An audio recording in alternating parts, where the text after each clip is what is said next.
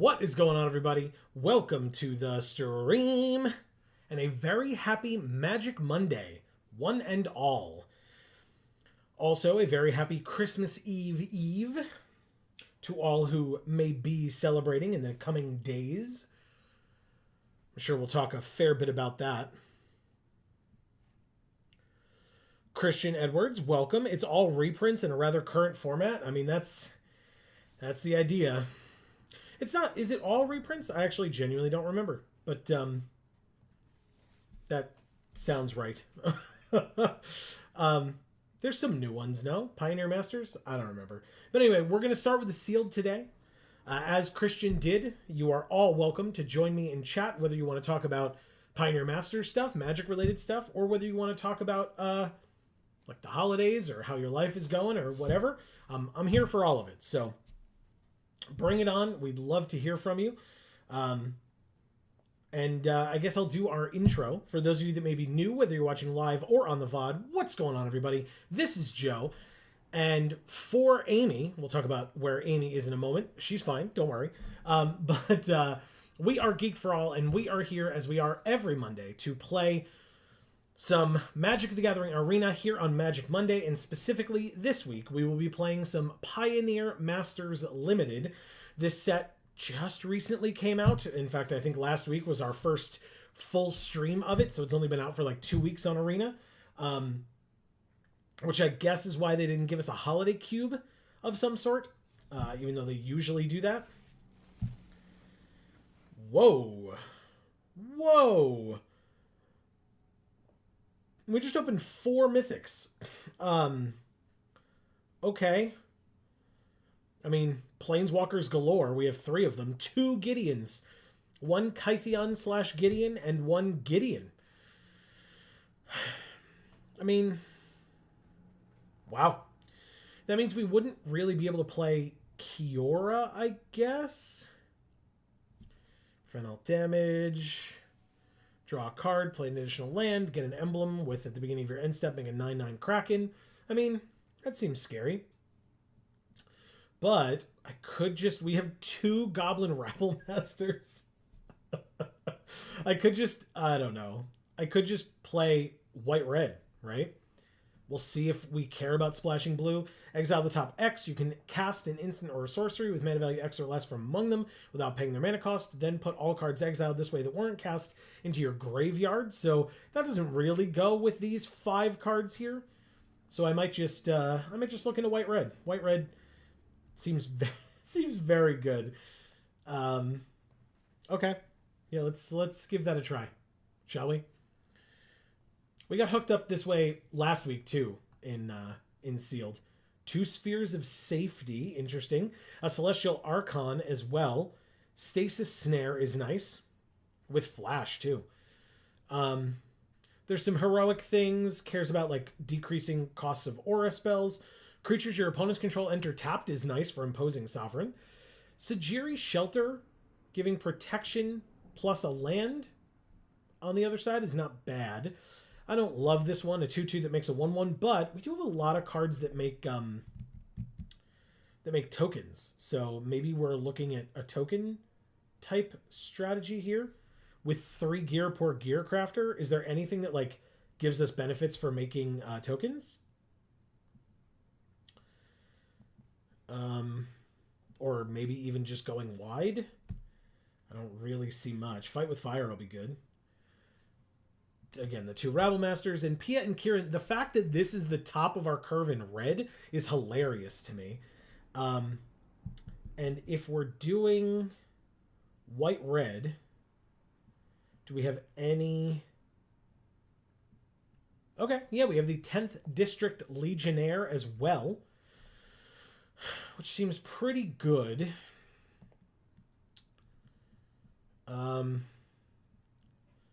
There are ways to splash. I like Selesnya Guildgate for like Unflinching Courage and Selesnya Charm. Plus, if we're adding green, we could add Destructive Revelry to destroy an artifact or enchantment. Is that worth it? And a Gore Clan Rampager. I mean, that's just a good card, but is it worth splashing a whole 3rd color for those? I don't think so. So let's see what our deck looks like just with white and red, and then if we need to splash green, we can do that. Kytheon. Lagana Band Trailblazer with Heroic. No, I don't see us doing much heroic stuff this time around. I guess I'll take the Shelter, take the Steward, definitely take the Swift Reckoning. Yeah. It just destroys a tapped creature. Even if it has to be at sorcery speed, totally worth it. Stasis Snare I'll take. Gideon we certainly take. Syndicate Messenger with Afterlife, yes. Archon, yes. Double Sphere of Safety is weird. This is a 6-mana 3/4 flyer. It's going to gain 2 life for each gate, or gain us 2 life for each gate we control, and we will have 1 in the Boros Guild Gate. Which, speaking of which, let's add the 10th District Legionnaire in there as well. I don't see the benefit to adding this right now. I want to come back and check on these. X is the number of enchantments you control. Yeah, I don't know how many of those I'll have. We'll see. It counts itself, so it's at least 1. And then I can play both at the same time. They're not legendary, but that's 5 mana. And we're probably trying to be a lot faster than that. So let's go with the 2 Slide Runners, the Knight, the Fight with Fire, all 3 Gear Crafters, both Rabble Masters, and Pia and Kieran Nalar, which does leave us with 3 open slots in our deck. How many enchantments do we have currently? 2. One of them is the Archon. So we could have 4 enchantments with Sphere of Safety. But again, we just said, never mind. I'm an idiot. We literally just said that that's not really useful to us. But in red, we could take the Crusader. If we're trying to be fast, we could take the Crusader, take the Coordinated Assault. It's a way to target stuff, I suppose. I don't really want the Humble Defector, though.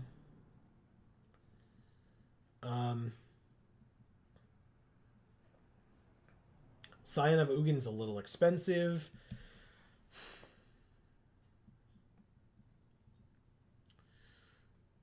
I guess if we just add in the 2 lands...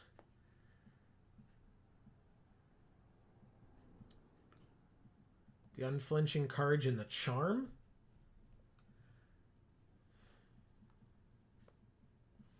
That puts us to 41, which I have been known to just play 41.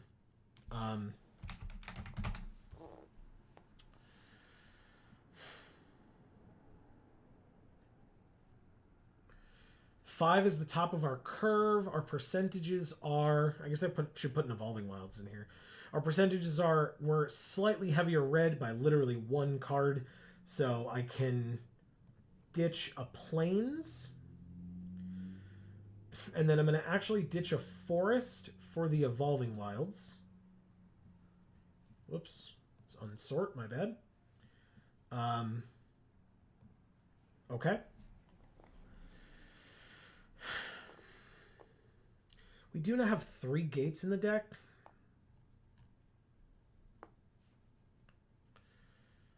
But, like, this is a 6-drop.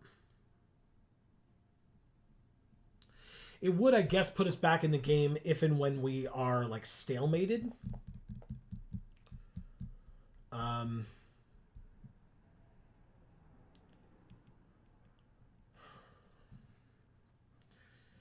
Just trying to think. I don't see anything in green. Like, the Rampager's fine. But, like, I don't know. These 2 stand out to me as more helpful, maybe.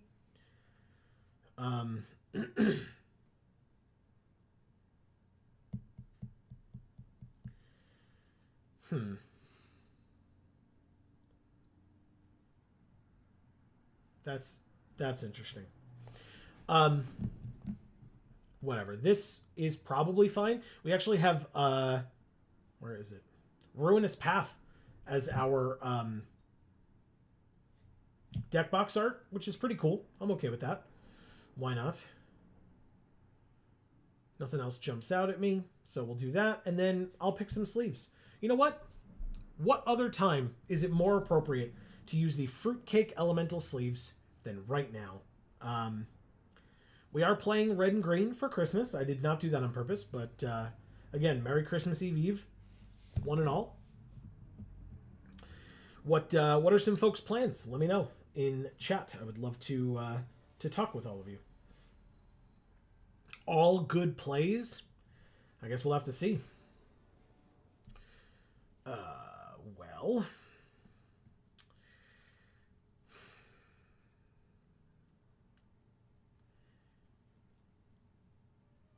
This hand feels bad. Mulligan. Okay, that's actually better. I mean, we can't play Kytheon on turn 1, but we can play the Slide Runner on turn 2. Okay. Yeah, I'll make it work. We just ditch Pia and Kieran for now. Sorry. Guildgate enters tapped.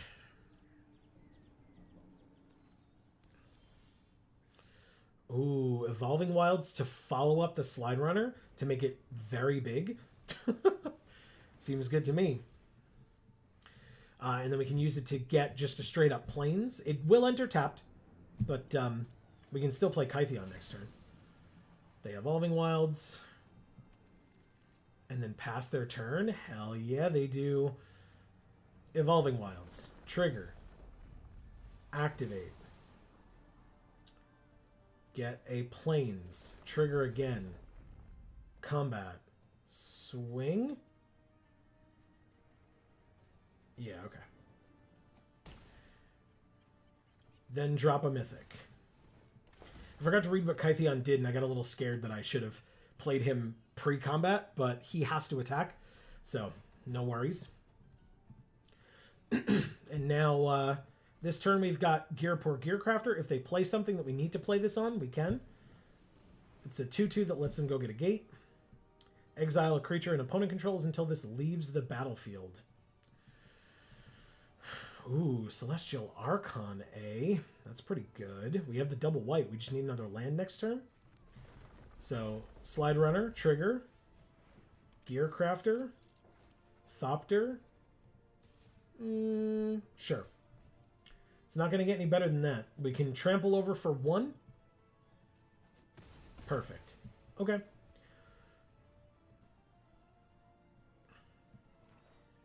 It does bestow for 7, but they've got a 3/4 with reach. We did draw the 5th land. Or I could just flip Kytheon this turn.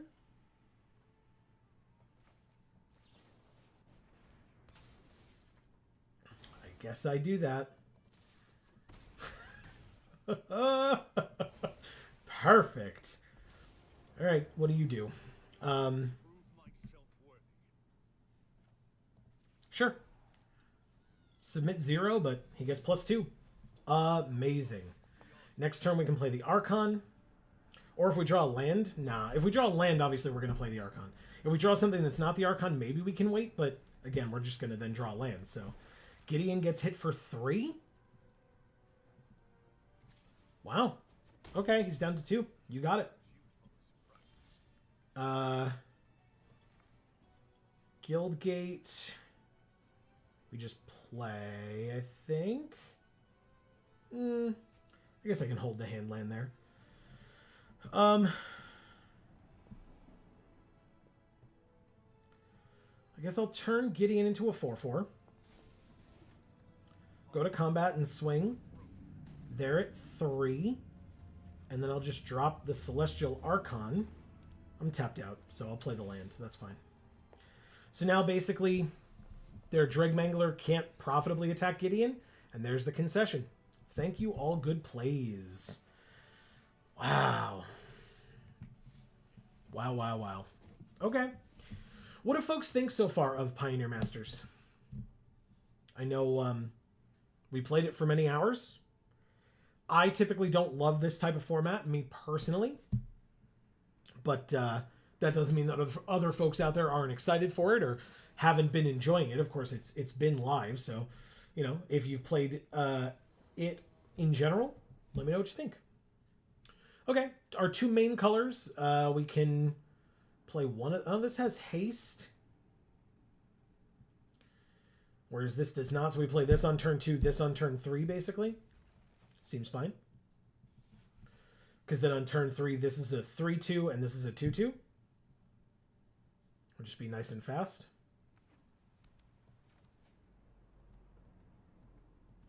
Not as fast as our opponent, though. Unfortunate, but fine. Erica, hello. How are you? Happy Magic Monday. And Merry Christmas Eve Eve.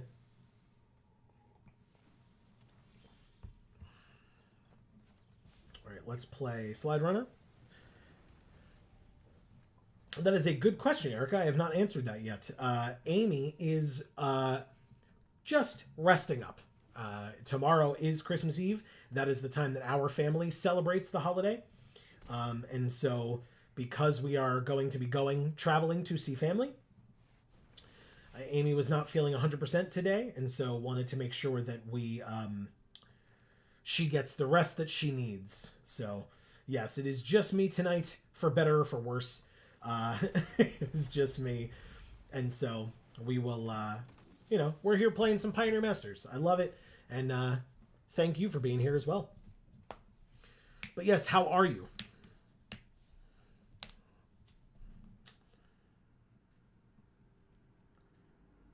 If our opponent attacks again, they can gain another life, and we trade life totals.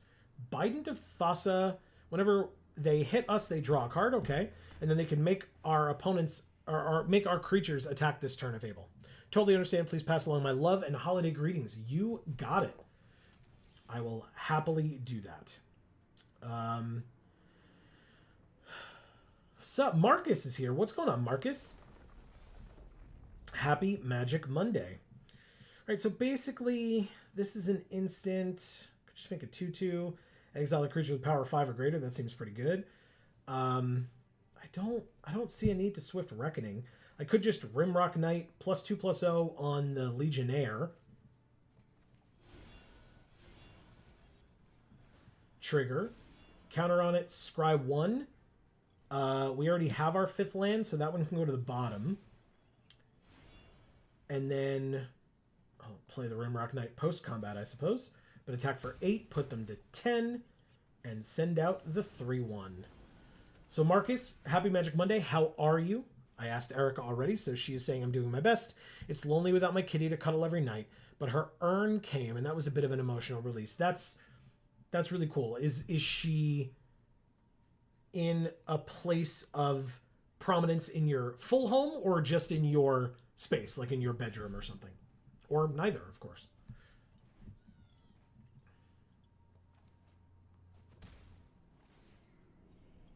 They draw another card.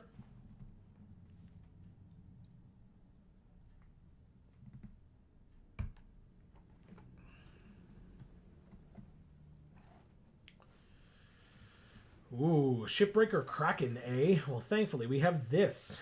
5th land, Selesnya Charm, exile it. 3 mana remaining means I'll play that post-combat, but for now, put them to 2. And then their creatures enter tapped. She's on a little shelf right next to the sofa because she slept either on top of it or on the arm every night, and it felt right to have her somewhere. She was so comfortable. That's awesome. That's really cool. Because again, if the tragedy had to happen, it's really great that you all get to honor her in that way. I like that.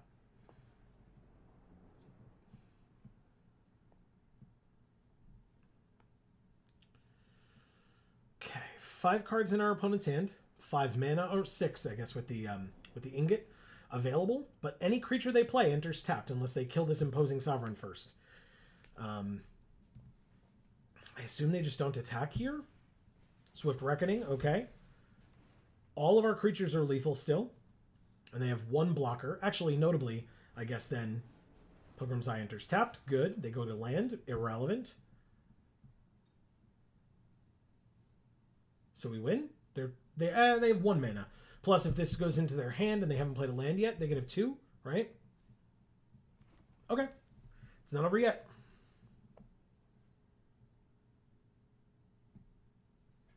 The urn says, my heart is here with you, which I chose because when I read it, it feels like she's telling it to me and also like I'm saying it to her. That's so cool. So cool. Up to 2 creatures each get +1 +1 first strike, and that's at instant speed. So I feel pretty good about this one. Combat. Swing. See what happens. 2 mana open. I do not know the set well enough, and there is the concession. Thank you, Malak. Yeah, that's really beautiful, Erica. And it's nice that that it gets to be so, like, sentimental, so beautiful like that. All right, let's keep it going.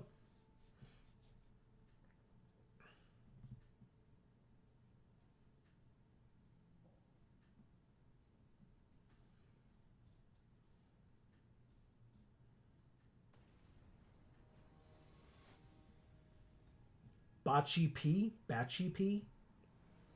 Maybe Baki P? I don't know. We have all 3 colors.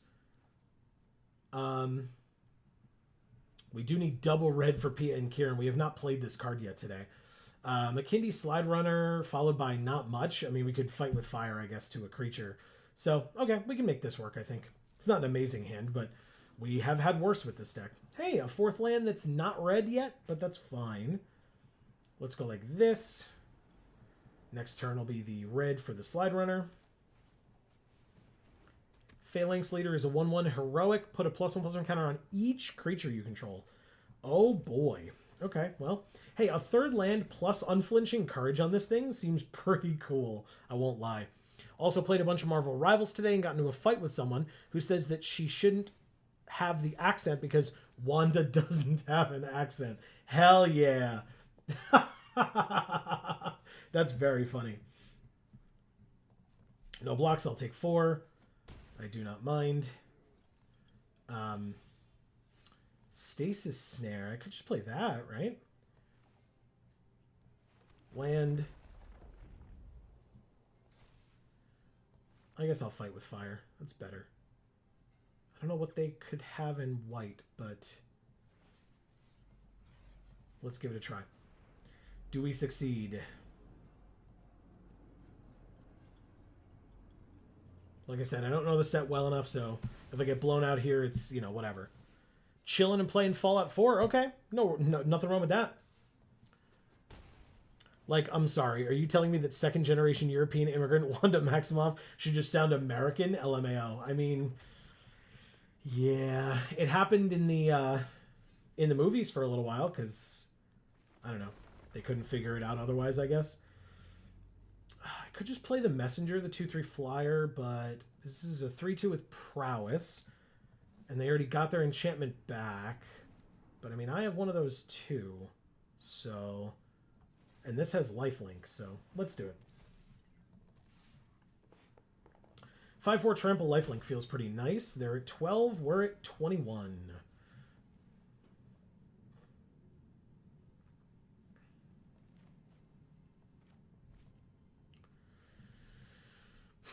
Next turn's interesting. I mean, obviously, if we get Pia and Kieran, we can do Pia and Kieran type things. We can Stasis Snare this card into oblivion right now. Yes, put more things on it. Thank you.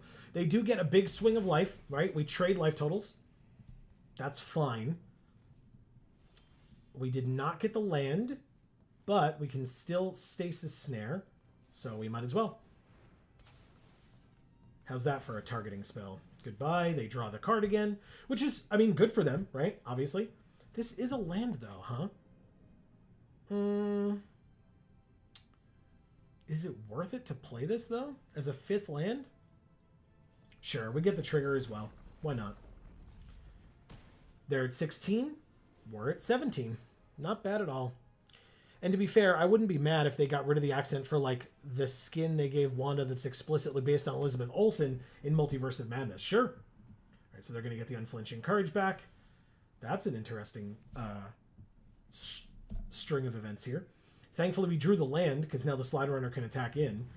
Pia and Kieran, when it enters, make the Thopters 2 damage to any target. So we could... we don't have the mana to kill this thing this turn. That's unfortunate, because they're going to put the thing on it, and then we'll have to destroy 2 artifacts, but we do make 2, so sure, why not?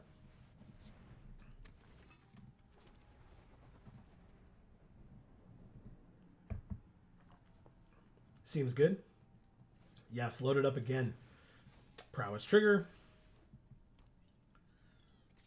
No blocks.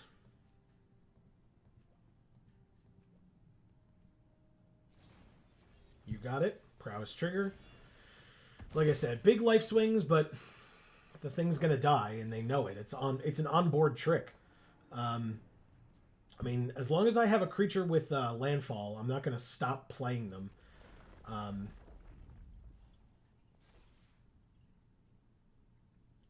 Combat. Do I have to tap to do this? No. So swing with everybody. Good. They take it all, 11 to 18. And then, of course, we're going to hit this for 2 by sacking this. See if it works. Not a foregone conclusion yet. Do they have something to save it?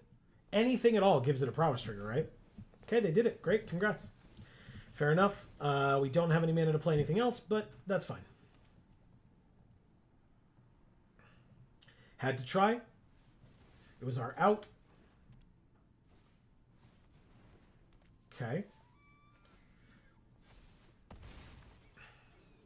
11 to 18. Damn. Okay. Well. Landfall.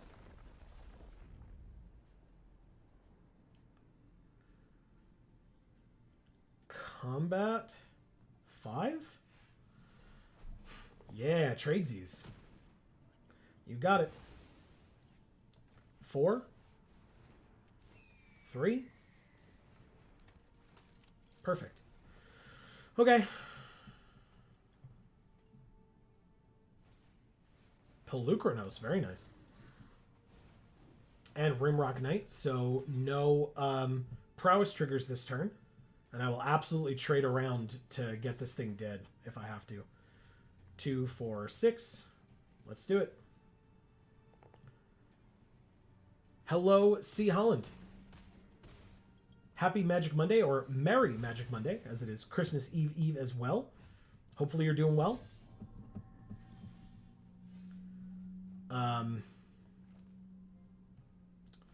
Interesting. They're at 25, we're at 15, and they have Pelucranos, and we have some 1/1 flyers. So that's not great.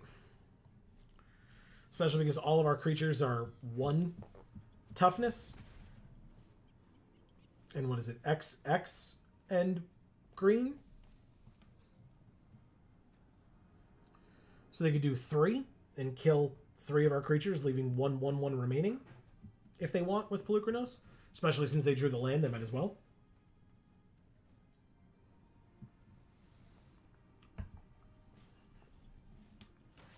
Makes sense. Oh, I also ordered some stuff for Christmas to eat. Some Japanese gummies I've been wanting to try. Some of the viral ASMR crystal candies and a panettone. Nice. I got a panettone as our... Of course we lose, by the way. As our... from my White Elephant gift exchange at work, which was... It was not bad. It was like prepackaged, right? So it was not like a real, like, fresh panettone or anything. Did I have fun in the match? I'll say I did. It was annoying towards the end, but whatever. But the panettone was good. I enjoyed it. It was regular. It was just bread with... It didn't have any like fruits or anything in it. It was chocolate chips, which again tasted good. May not have been necessarily the most traditional panettone I've ever had, but it was good. See how it says there's something different with Amy. Can't quite put my finger on it though. Yeah, Amy shrunk down quite a bit. She really likes winking though. Is what it is. Yeah, I mentioned to Erica, Amy is not feeling so hot today or tonight, so she is resting up since tomorrow. Our family celebrates on Christmas Eve, so since tomorrow for us is the holiday, she's trying her best to get better and rest up. I will eventually be doing the same, but I guess I just play this Evolving Wilds and get the green? Sure, why not? Just because then next turn I can start going off with these.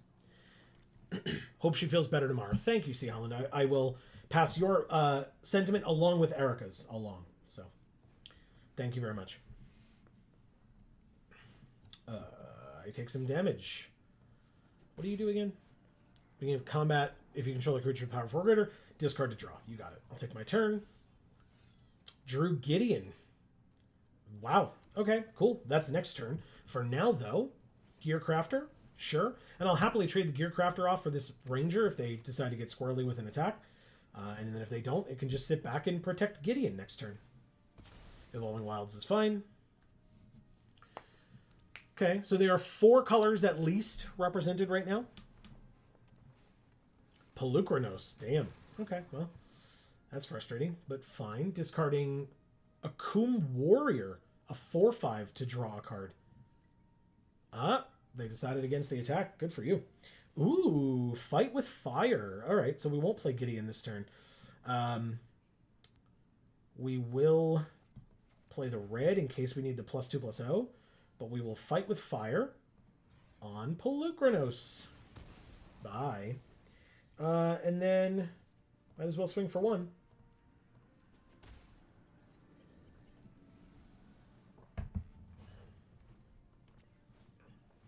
Nessian Asp is a very good card.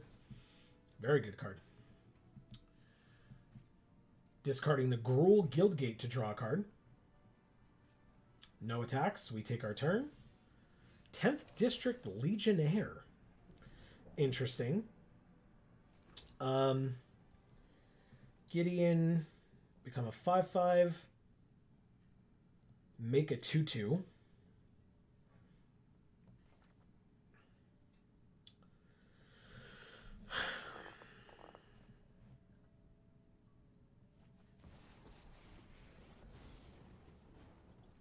Yeah, I think I just play Gideon, make the 2/2, and pass. Can leave up the +2/+0 if we want to do some double blocking shenanigans.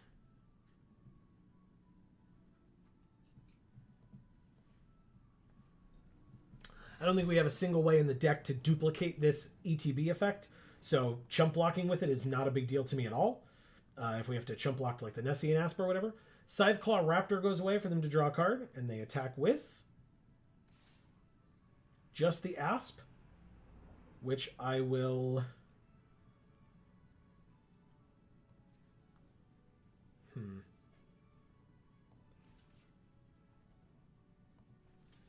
block just there.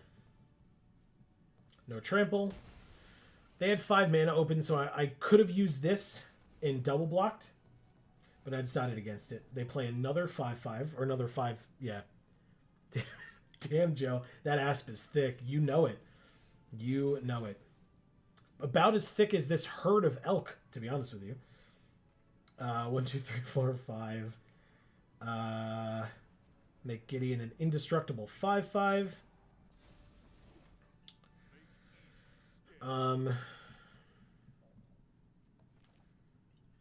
Yeah, we can do that after. Combat. Attack with Gideon only. See if they chump or just take 5. They just take 5. Sounds good to me. Let's play another Gear Crafter, which makes another 1/1. And then we have up enough mana to either +2/+0 or protection from the color of our choice until end of turn, which is really nice. Discard to draw. They discard Thopter Engineer. Cool. And then they double attack Gideon and trample on them until end of turn. You got it. All right, so 9 power going at Gideon.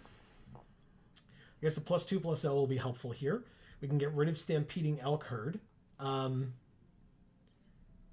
how does that work out? 1, 2, 3, 4, 5. And 4, so Gideon would go to 1. Okay. Pass to blockers.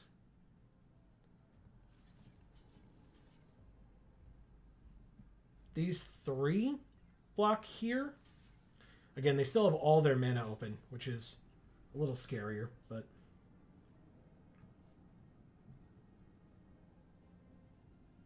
If they have pump, Gideon's dead regardless, which is super annoying. Oh, amazing. Super helpful. Give this pro red. Thank God. Thank God. What a save. Gideon lives. Their creature dies, and my board is wiped. But we've got backup. We've got backup right here in hand. Oh, no. Nice. Okay, we could cast it as though we had flash, but there's no need. We're just going to do this. Destroy a tapped creature.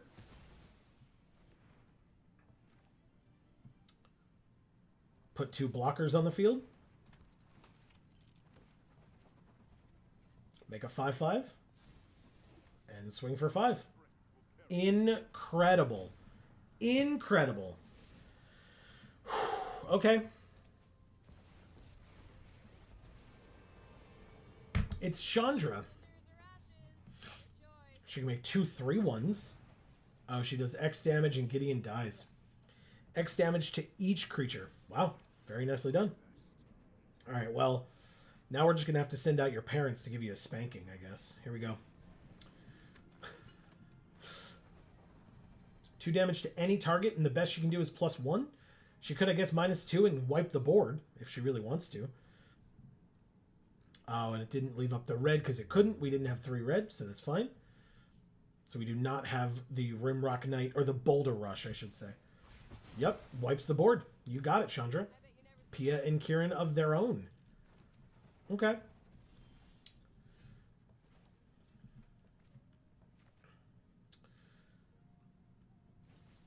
All right.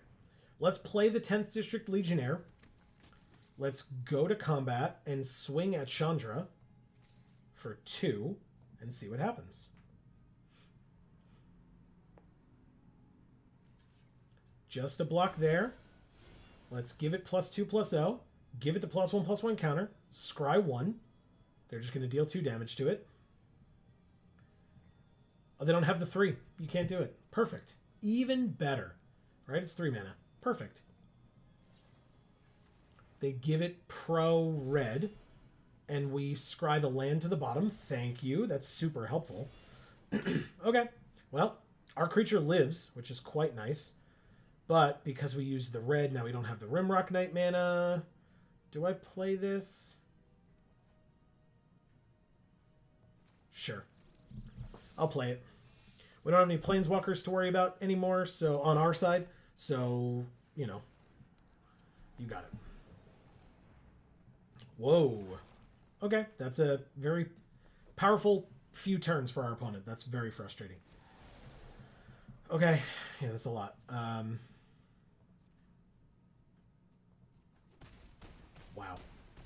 Wow. Okay.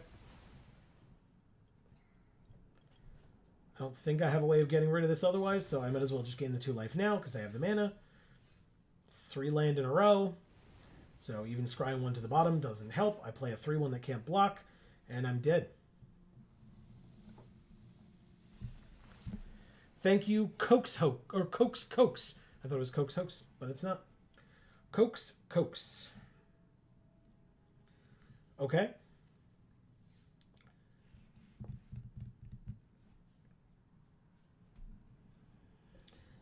Well, we are 2-2.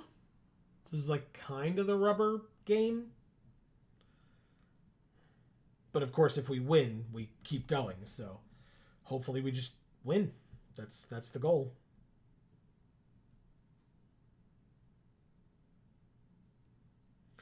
For a sealed where we opened 4 mythics, we have only... We're only playing 2 of them, but...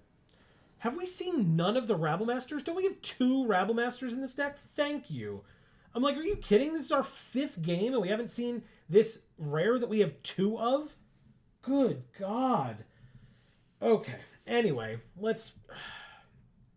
I don't even know what to say. I'm going to keep this hand. That's what I'll say. I'm like thinking of like all the great cards that we have. And it's just like, no. No big deal.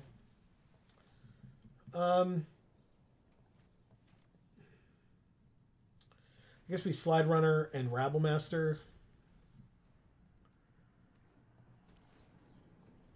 Perfect. Third land, Rabble Master, Goblin, swing. They're at 16. Pass. Next turn, 10th District Legionnaire. If we draw a land, preferably a white land, what does this do? Damage? 3 damage to a creature. Rabble Master dies. Kytheon.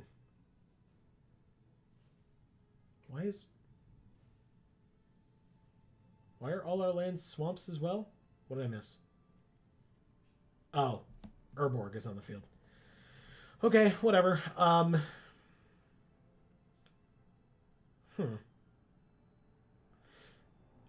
literally can't do anything else but play Kytheon if I play Kytheon, but I could just play this hasty creature and swing in. So I guess I will. Oh, I could play this as a land, right? Might as well. Need the white, as we saw. It'll allow me to play Gideon next turn instead of Kytheon. So that's cool.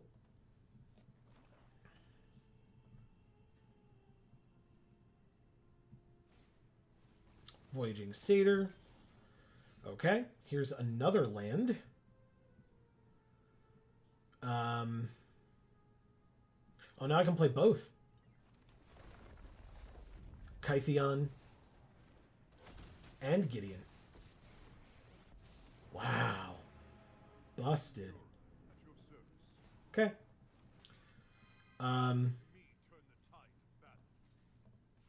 These two, no reason to attack with the 1/1. It's not compelled to anymore thanks to the Rabble Master dying.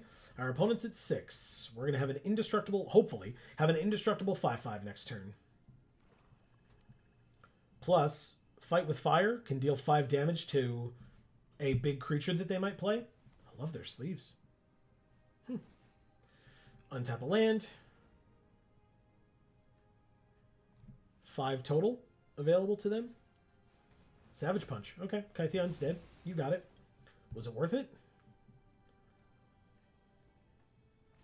Oh. Cool. Okay, well, they're still dead. Yep, there's a concession. Dark Deal. Thank you very much. Turns out on a turn where you play 2 Mythic Gideons, probably not great for your opponent. I completely understand. The Old One. Cool. With Dina, who is ironically the young one. Okay, Gearcrafter and like Imposing Sovereign into Gearcrafter. It's not terrible. Not terrible. Can get a couple more lands over the next 2 turns. Or a few turns. Okay, Evolving Wilds is fine. Nice. The Legionnaire. Okay. I'll play Legionnaire into Gearcrafter and hold the Sovereign. Depending on what they play this turn. 1/1. You got it. Legionnaire it is.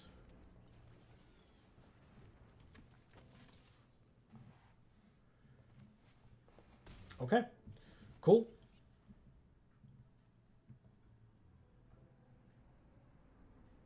So whenever this or another creature they control dies, we lose 1, they gain 1. Catacomb Sifter. When it enters, make a 1/1 Eldrazi that they can sack to scry 1. Or, sorry, to add a colorless. And then whenever another creature they control dies, they scry 1. My bad.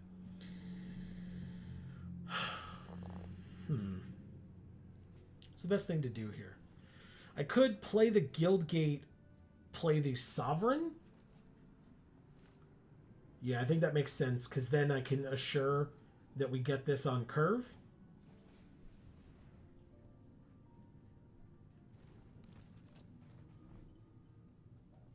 No attacks. I'm not going to attack a 2/2 into a 2/3 when I don't have a combat trick up.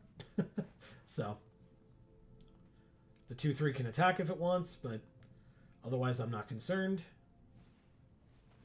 Okay, Savage Punch. Frustrating, but makes sense. 1/1 attacks, no blocks. Take 1, don't care. We'll just be at the same life total. Okay, another land. I think I'm going to make sure that I play this just so I don't screw up next turn. And then I might as well drop this thing. Get some more bodies on the field.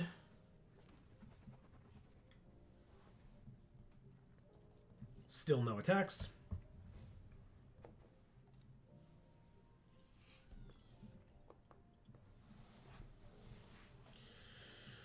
Whoa, big swing. Okay, well. I will see what happens here. Block there, take 3. You got it. I lose 1, they gain 1. And they scry 1. Works for me. It's like just the last time that'll happen, which is good.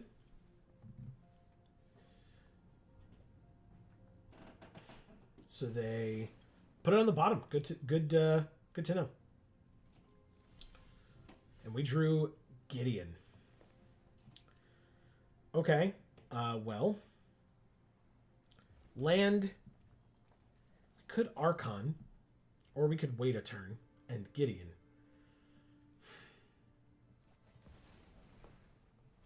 Let's wait a turn in Gideon.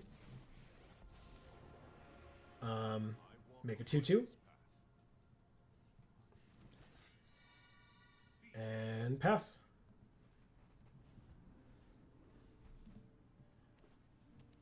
Third color. Hero of Iroas. Enters tapped. Thank you, Imposing Sovereign. No attacks from our opponent. That feels good. Okay. Well. We have 6 mana, so we can do both of these. This does 5 damage to a creature, so I might as well.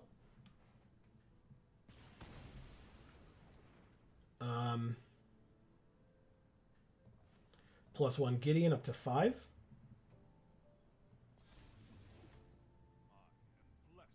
Go to combat.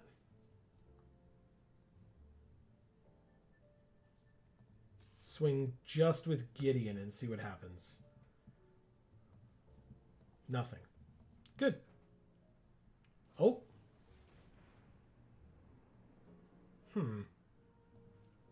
It works. Good for you. Okay. A 3-mana common taking down a 4-mana planeswalker feels real bad, but that's this format. This has flash, so let's see what they do, because I can stasis snare this thing after they've put mana into it. Good.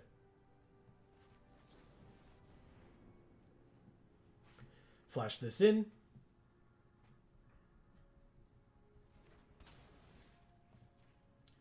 With 3 mana left, it's not enough.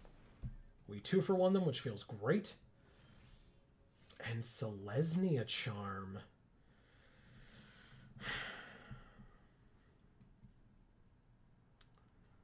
1, 2, 3, 4, 5, 6. This could make a 2/2 with Vigilance. Could exile a big thing, and they do have green, so I think I just wait. Let's go to combat and attack with these 2. The flyer and the 2/2.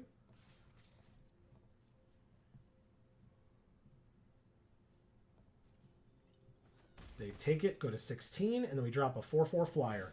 First strike.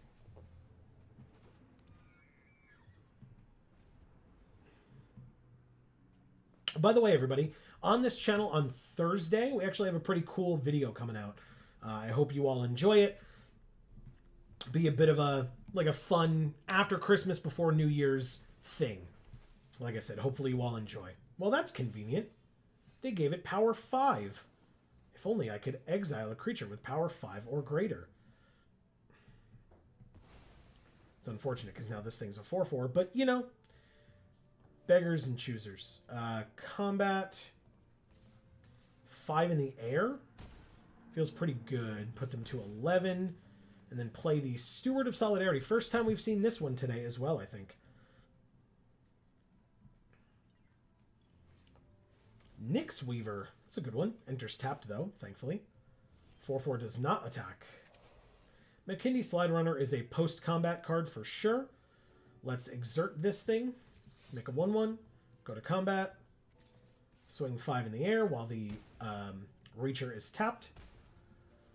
And then play the Slide Runner post-combat. Mill 2. 2 land for our opponent. Nice. They can return any card from their graveyard to their hand, and they conceded. Thank you, the old one.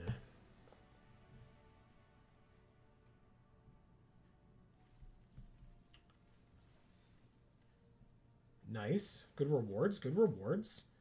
We are 4-2. By the way, for folks who do play Arena at home, if you have not opened it recently, there's a little Happy Holidays experience gift in there for you, if you're interested. This is interesting. No white in hand, but we do have the Evolving Wilds. It's just that, can't play this on curve, and then we got to choose between these two. And then on turn 3, we got to choose between these two. Interesting. It's probably the Sovereign then. We'll see. We'll see. We're going to get the white with Evolving Wilds right now. Unless we draw it. Maybe we draw the white. Arena? Maybe we draw the plains off the top. Wouldn't that be fun? Huh? What do we think? Would that be fun?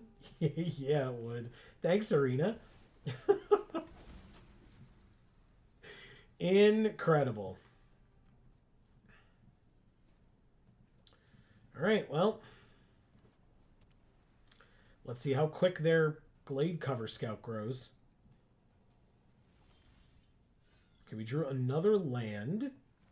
I'm going to just play... I'm going to play this one. And then this one. I'm not going to attack, of course. No, and I'm going to pass. And now any other creatures they play enter tapped. Thank you. We do have Selesnya Charm. Doesn't do anything. Actually, huh. Yes, it does, doesn't it? Interesting. Combat. Swing. Sick. Get rid of your stupid hexproofer. Amazing. Okay, good. Because it's very scary. That thing can get very big very quickly. Maybe they didn't have any auras in hand like we do, but we didn't know that, so we were on the safe side. Let's play the Rabblemaster.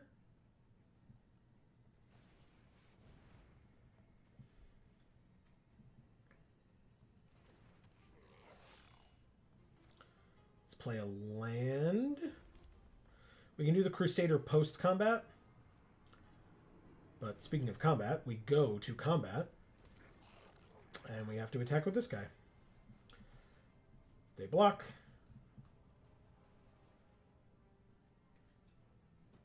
They do block. They were a little afraid, I think. Which works for me. Play the Achrome Crusader. So what is it? 3 mana to make him indestructible. And so next turn, we can attack with, like, the Crusader, the Goblin, and Kytheon. Give him indestructible, and then he will flip at the end of combat, which is great. Tidebinder Mage enters tapped. Tap a red or a green creature. It doesn't untap for as long as they control the mage. Rabblemaster, that's fine. It's still going to make goblins every turn, which is good. And Illusory Angel, only if you've cast another spell this turn, and it's a flyer. You got it.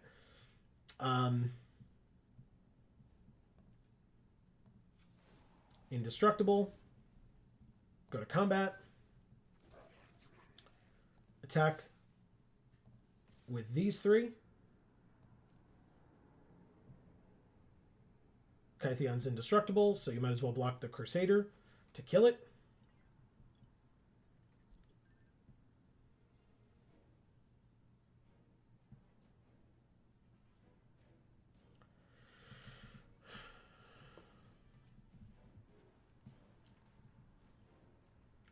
I think they're just reading what Gideon does because he is going to flip into Gideon this turn. Very good. So he flips. And then we can +2.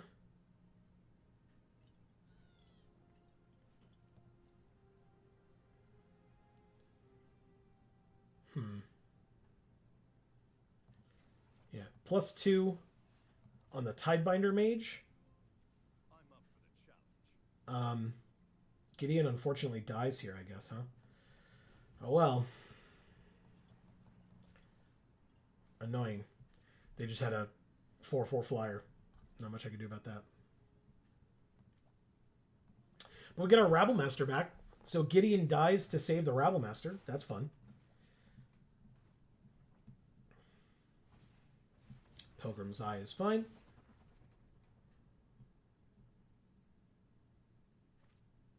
Oh, a red, a 4th color for our opponent. Wow. Okay. Dreadboard just straight up kills Gideon. Okay. No longer under the restriction, but they still attack with it.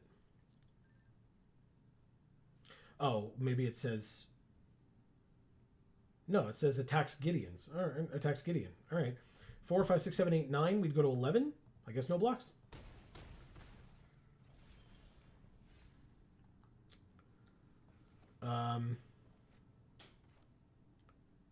Pia and Kieran make the 2 1/1s.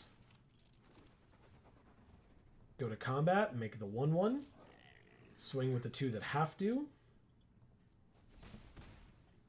Very good. Guess I have to kill their Illusory Angel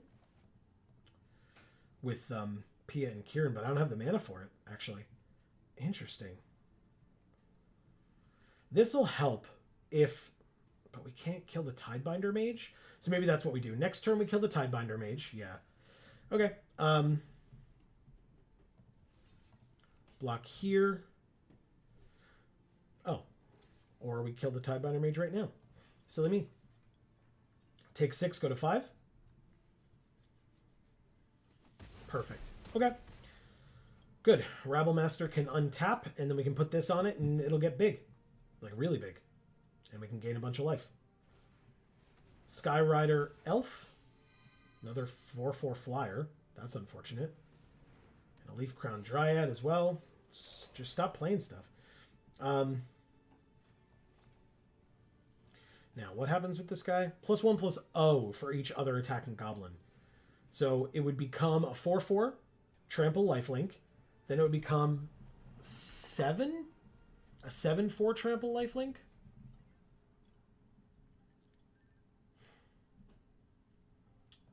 And I don't have the mana this turn because of the stupid Evolving Wilds.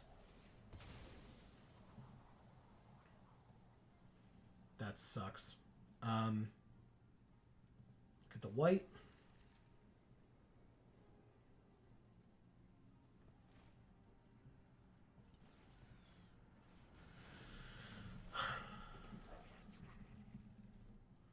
They have to attack. Nothing I can do about that. So I'll just let that happen, but I will hold back the Rabblemaster. But it is a good deterrent against the Dryad and the Skob attacking. But we're still dead in... Oh, no, we're not dead in the air. We go to 1. Okay, so the Shelter as backup will be super helpful. We can give the Rabblemaster protection from blue, for example, if they, like, double block or something. If they do something, they have 1 card in hand. So if that 1 card stops Rabblemaster, then I guess we lose. But otherwise, we have some options here. We have some opportunities. So, because the thing is, their best creatures are their flyers. All right, so we block here. We block here. And we block here. Okay. The 1 card in hand was unknown. So we lose Pia and Kieran, but I needed the Rabblemaster to live. And if they had like a slight pump spell, it would have been a problem. So we can fight with fire to kill. Whoa. They overextended. Thank you, Shade. That game was not a foregone conclusion, and they messed that up. They should not have attacked there, I guess. I mean, this is, I guess, trample and lifelink, and with one card in hand, maybe they knew they couldn't fight back against it, but I mean, like, I just drew Fight with Fire, right? So even though it would have killed one of these flyers, they didn't know that. And then I would have kept up Sajiri Shelter to give this protection, but again, they had no idea that either of those were here. So, okay. Anyway, like I said, thank you, Shade. Wow. Wow, wow, wow. Yeah, that looked scary for a minute there, but it worked out. We get a Crovad Haunch. Such a weird card. It's a big piece of meat. Okay. Let's keep it going. This deck's fun. I always said, especially early on, you can watch their pre-records on the channel, but when we used to pre-record Arena, but whenever we would play Cube, Boros was like my favorite color combo or two color grouping to play in Cube. We happen to be doing that here with a little bit of green. But, yeah. Oh, Erica, I missed your message before. I'm so sorry. I figure even if it's bad, I can turn it into French toast or bread pudding. First of all, you're totally right. My dad makes panettone French toast all the time. Like, whenever we get panettone, that's what it's for. So, yeah. I hope you enjoy that. And also, like I said, I'm so sorry I missed that. Suzumi 3. Yeah, Erica, it was not intentional that I missed it. I'm pulling double duty today, so I am sorry. Okay, so we could play like Guildgate turn 1, Mountain turn 2 into the Legionnaire.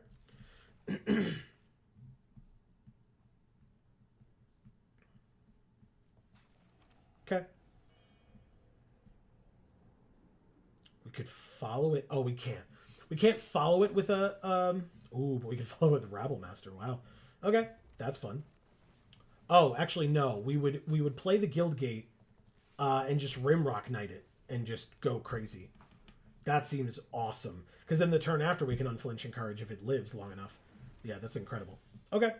Stasis Snare if that thing gets annoying, but right now we're just going to go like this.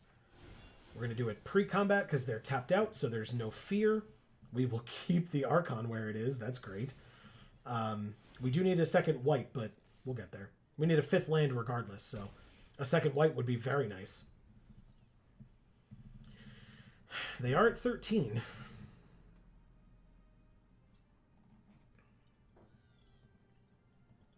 Even like an Evolving Wilds and them attacking us for 4, I'm not too worried about it.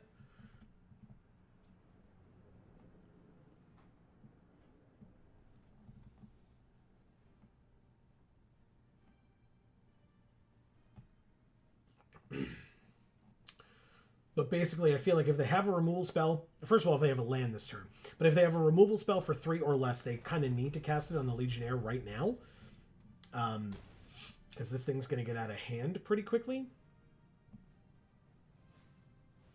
No, just a Pilgrim's Eye. Okay, well, works for me. They go get a 4th land, or a 4th color, maybe?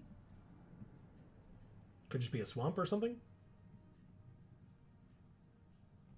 They're really thinking about it, huh? All right. Fair enough.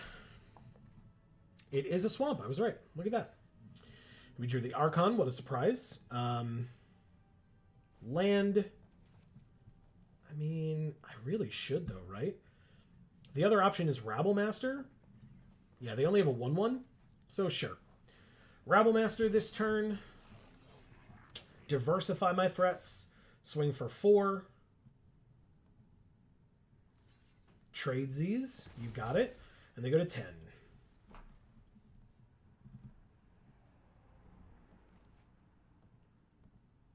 All right, so a second white off the top would be the best draw possible for us. A plains off the top, I should say. Which would allow us any card in our hand as an option to play. Any land at all that is untapped lets us play this and the Rimrock Knight. So we've got options, which is pretty nice. They haven't played that swamp yet.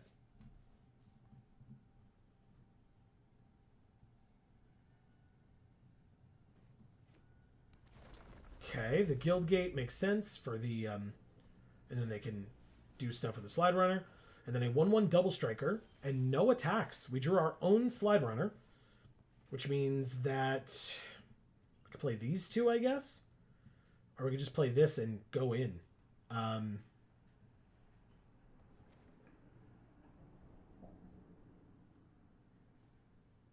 Yeah, I think it's time. But do we put it on the Rabblemaster, though? It'll be a 5/4 trample lifelink. But no, because that would be enough to kill, whereas this just gets huge. So let's do that. Another slide runner can go to the bottom. 6/6 trample lifelink along with the 1/1. 1/1 can absolutely be blocked. That's fine. They take 6, and we go to 23. Okay. Again, Legionnaire has a giant target on it. But we've got lots of cool stuff going on here. I really want that white, though. That planes off the top will be very helpful here. If not, again, we have this and this next turn if we need. No blocks, clearly. Just go back to 20. We drew the red. It's not exactly what we needed. By that I mean that's not what we needed. Let's play... Well, I guess we go to combat. Do the right thing. Leave all our mana open. Scare them, maybe. Tap them. Nice, smart. Has to attack. Gets blocked. You got it. Slide runner. Rimrock. Pass. I could have played the land, hoping that we get the white, but if we get the white, I'm just going to play one of these anyway. And this is a landfall trigger for this if we don't get the white. So, this can't block. 4/4 flyer. Put a creature card with mana value 3 or less from your hand or graveyard onto the battlefield. They go get another land. That's fine. It gains haste. Return it to your hand at the beginning of the next end step so that they then can get another land with it. It's pretty good. Only the 1/1 flyer attacks. We drew the white. Gorgeous. Gorgeous. Landfall.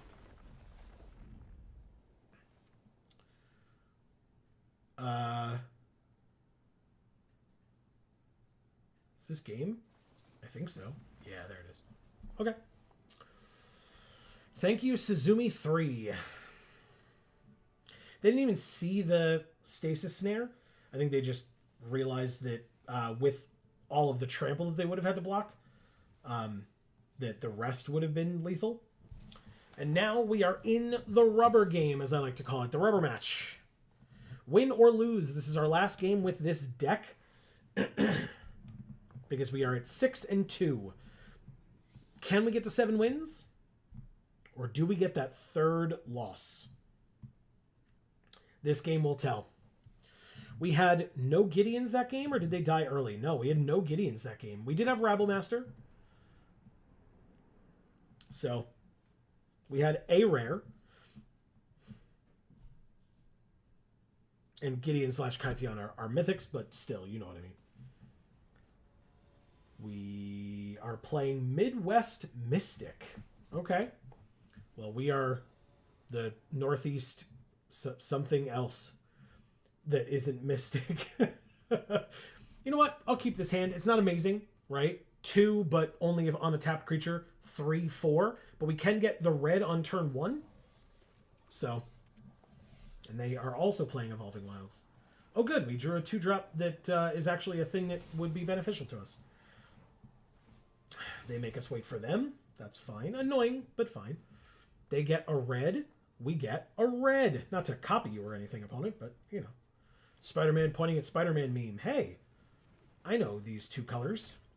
I am these 2 colors. Oh, we could kill this thing, though. Damn, we're going to do it. Goodbye. Okay. That seems cool. I could have Rabblemastered, but...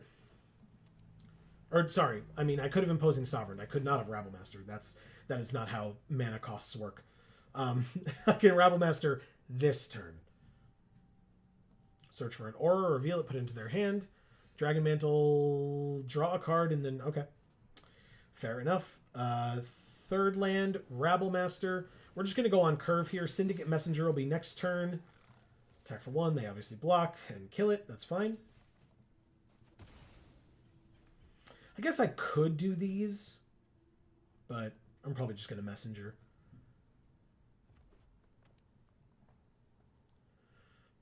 The best draw? Well, I don't know. We have a lot of really good cards in our deck. I was going to say the Archon would be a fun draw here. A second Rabble Master. Gross. Okay. Do I just do that?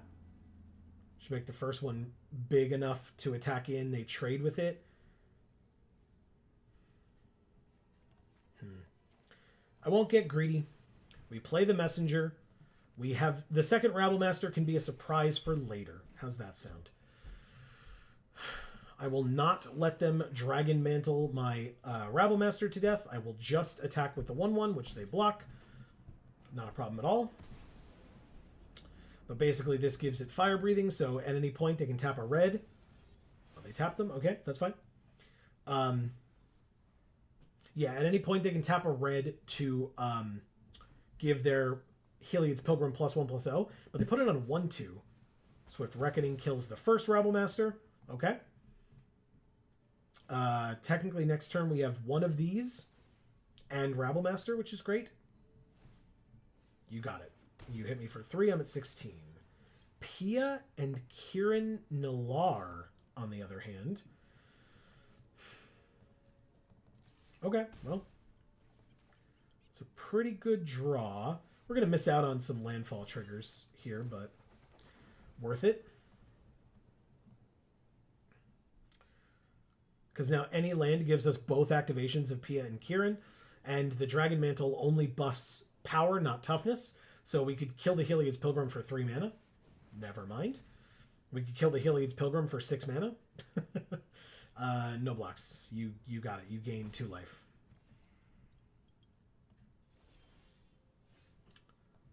Okay.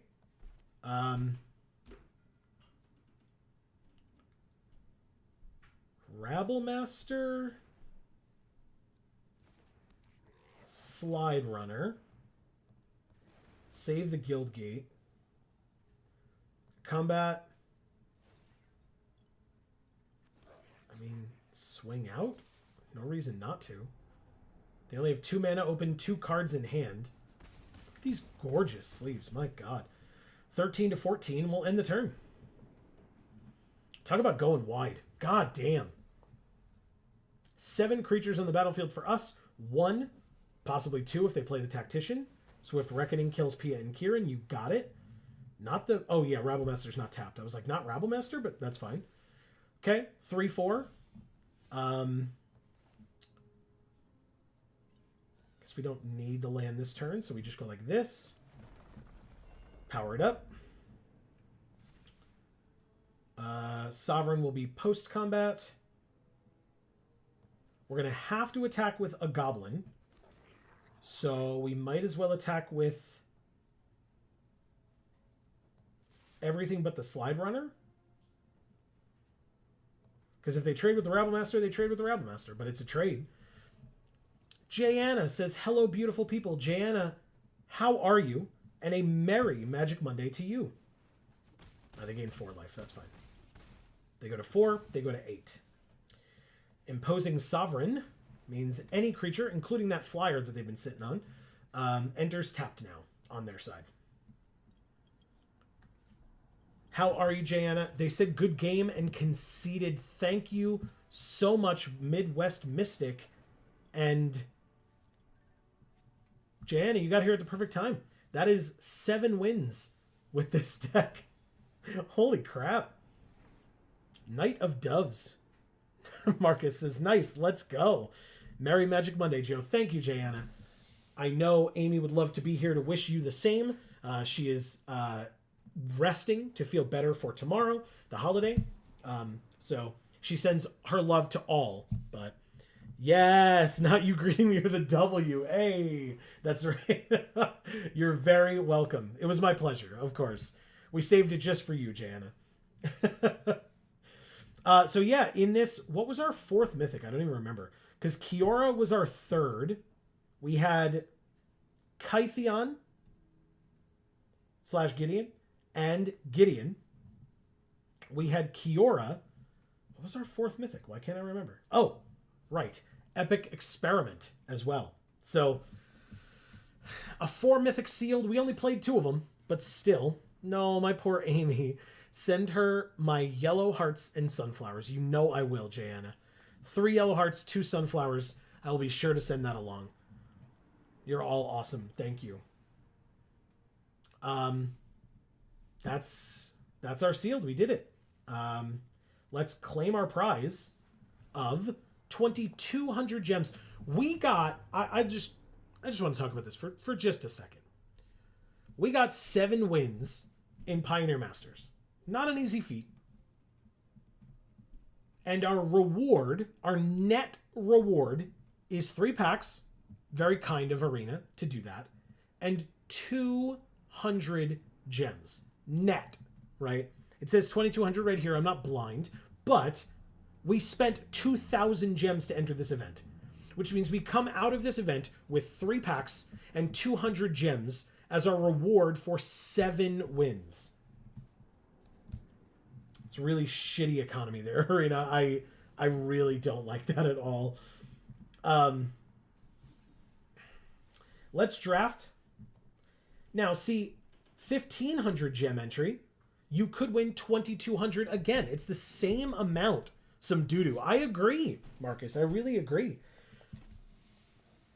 This is the same amount of gems, but 6 packs. So you get more packs, but also more net gems. I just don't understand it. It's basically, Arena's basically just like, hey, you want to play sealed? Well, F you too. It's like, I don't understand. And also, you take it away earlier anyway. So why? Why do you hate sealed players so much? Jana with 3 smiling poop emojis. Well, I'm not smiling, Jana. Marcus with the shock face. It's stupid, right? It's so dumb. Why? Why is this what, like... I figured out a thing. Oh, okay. What's the thing?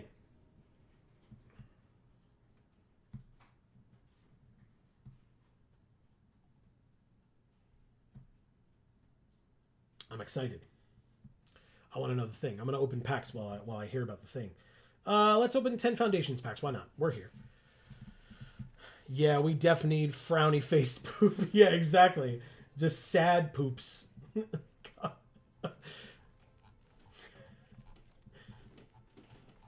Raise your hand if you've ever had sad poops before. God knows I imagine we all have. Our first Spitfire Lagak? Really? I don't think that's true, Arena. I think you're lying to me.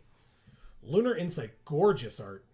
Gorgeous. Rune-Scarred Demon. Our first Rune-Scarred Demon. Okay. Kellen, Planar Trailblazer. A rare wild card. Another... I was about to say it's to be expected, but then another rare wild card. A High Fae Trickster. I like this card. A Loot Exuberant Explorer. I know Amy loves this little guy. Look at his big-ass head. He's also peacocking for all of us. Just, if you're familiar with what peacocking is. Loot's peacocking. That's great. Good for you, Loot. Krenko, Mob Boss. And 2 mythics. 2 mythics. First.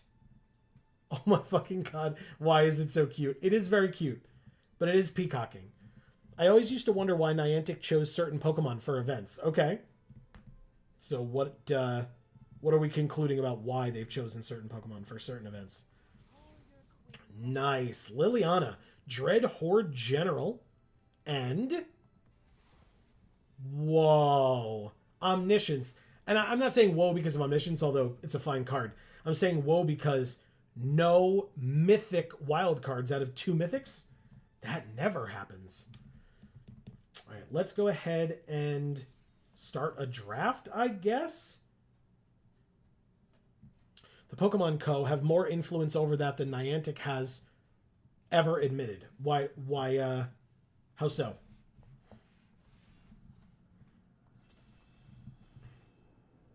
Not doubting, just curious. Okay.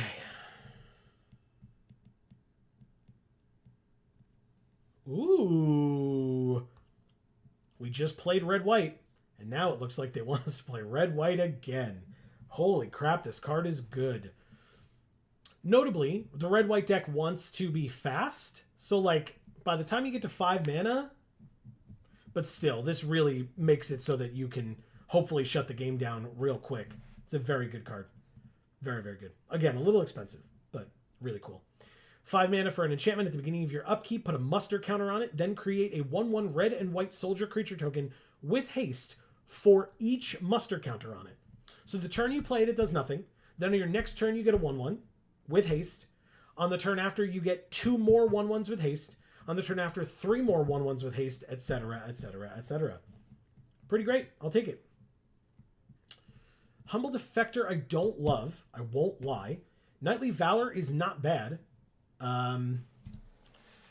Boon Satyr is pretty good. It is double green. But if we're sticking with Assemble the Legion, Knightly Valor is probably our best bet. Although 2 5-drops feels rough.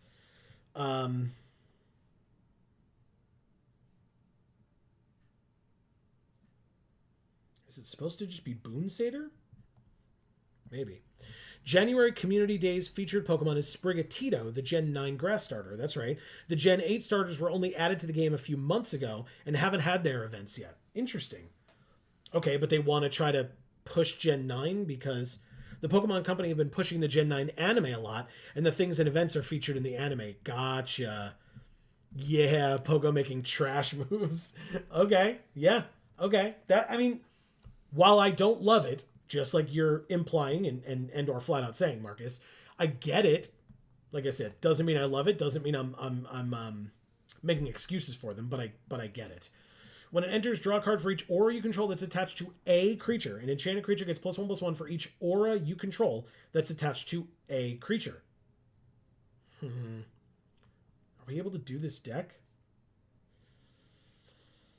Or do we just take this instead?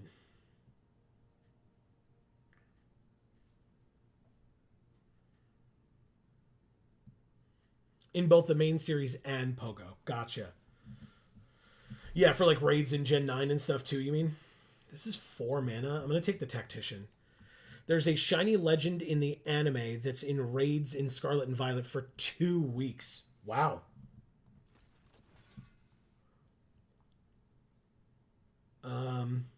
Swift Spear, I guess. It's a pretty good one. Kabira Takedown I don't hate. I don't know what direction we're going in with this deck yet.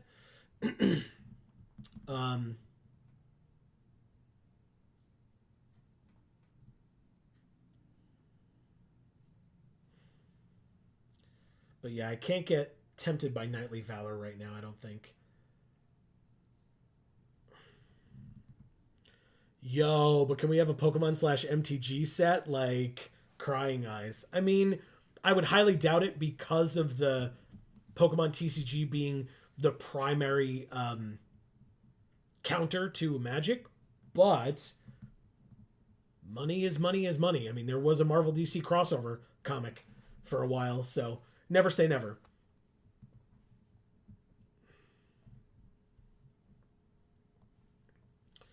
Maybe I'll go with Mogus's Warhound instead. Coordinated Assault, a second Tactician, or a compulsory rest. I like the rest as removal. Maybe it's supposed to be the second Tactician already. Hopefully we see more. I don't love this card, but it's fine for heroic abilities. Reckless Bushwhacker, 2/1 haste for 3, or its surge cost of 2. If its surge cost was paid, other creatures you control get +1/+0 and haste until end of turn, and then it only if you have cast another spell this turn. Okay. I don't love the Trailblazer. I really don't. It gets counters, I guess, but I think I'll try the Bushwhacker. Feels good. Okay, Warhound. or Compulsory Rest. We do have one of each already. Could just take Wild Slash.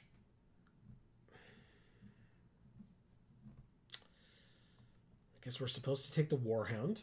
It's only 3 mana to bestow, which is a very good rate for that. Aura. Not an Aura.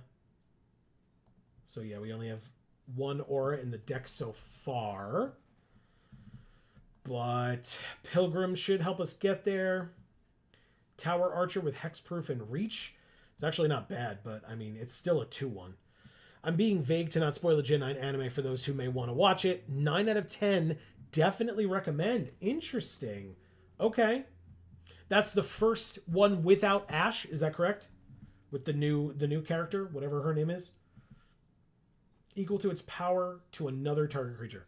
And so it's a bite spell for 2 mana at instant speed. I like that. He says, yep. All right. Well, that's really cool to know. I mean, I haven't heard too much about it. I've heard that it's this girl, and I don't know what her abilities or Pokemon are or whatever. Me having never watched it, dead. Never watched any of the anime or never watched Gen 9 of the anime. She's precious. Okay. Good to know. Yeah, see, here's a Dryad as well, but at this point we're just like putting the Boon Satyr down here and probably not playing it. I'll take the Warrior. It's in our colors. It's also could just be a land, so. Does enter tapped, though. These people are drafting pretty quickly. We have Rincewind, Groovinator. I mean, it seems like this is the more likely option for us. All right, okay. Unravel the Ether for the sideboard. We open a rare Master of Waves. Interesting. Perforos's Emissary is bestow for 7 mana. Get out of here. Keening Apparition, though. 2/2 for 2. Sack it to destroy an enchantment. Or 2 mana, 1/2 flying lifelink. This is a very good card to put a bunch of auras on. I'll take it. Gen 9, lol. Okay. Okay. I was like, oh no. Not that it would be ridiculous for somebody to have never seen any of the anime, but I stopped. I can say this. I stopped at Gen 5 anime because the fight with Pikachu versus Snivy of a brand new trainer, and Pikachu lost after having taken down Darkrai and a Latios, or a Latias, I don't recall which one, at the previous Pokemon League, was ridiculous. I was like, no. Like, I get suspending my disbelief. I know I'm supposed to do that, but also, no. Like, that's not possible. It doesn't make any sense. Pikachu took down 2 legendaries by itself, and then it lost to a new trainer, Snivy. Get away from me. That's when I stopped watching. I will watch it more with Amy, and we will watch it together if she is interested, of course. But that's when I was like, oh, I guess this isn't for me. I'm supposed to not have seen Gen 4 to watch Gen 5, is how I felt when I watched it. So I was like, no, I can't, like, that, what, it just didn't make any sense. It didn't make any sense to me at all. I don't think we need the green badly enough for me to take this. I think we just take the removal spell and be happy with it. Ordeal of Perforos is pretty good. Double Strike Prowess is also good, but a little expensive. This is 2 mana, so we could do that. We could take a Crow and Crusader. Maybe, hopefully, we'll see another one of those. That'd be nice. Get some heroic going in general. Mythic Days Undoing. There's the Crusader. We got it. Literally right after I asked. Amazing. I'll take it over the Trailblazer. I like this better as a 1/1. As a 1-drop, I mean.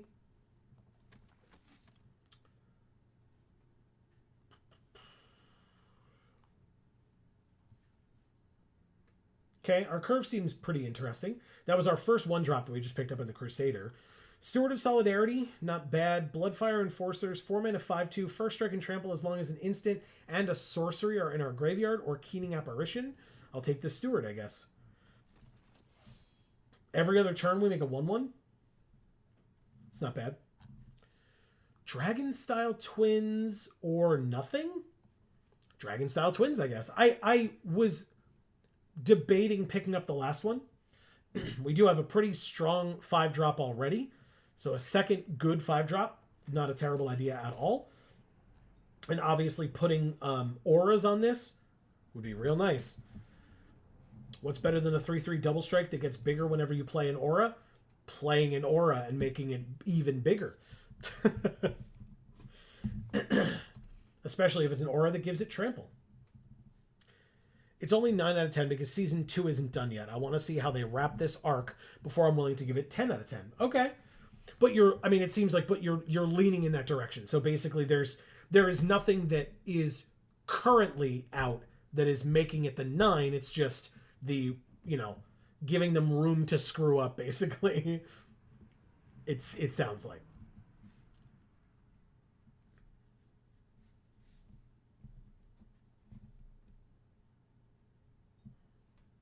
Also, as a reminder, folks, the holidays not putting a deterrent in our streaming, of course. Obviously, again, Amy recovering and trying to get better, but we are still here. I am still here. And then on Friday, again, whether Amy is feeling better or not, will be here with something. Well, I say here, over on Video Games for All. Link down in the description box below for Video Games for All and Gluten Free for All, our other 2 channels. Creatures entering don't cause abilities to trigger, and it's a 2/1 flash flyer, or I could have this 4-drop flyer? Sure.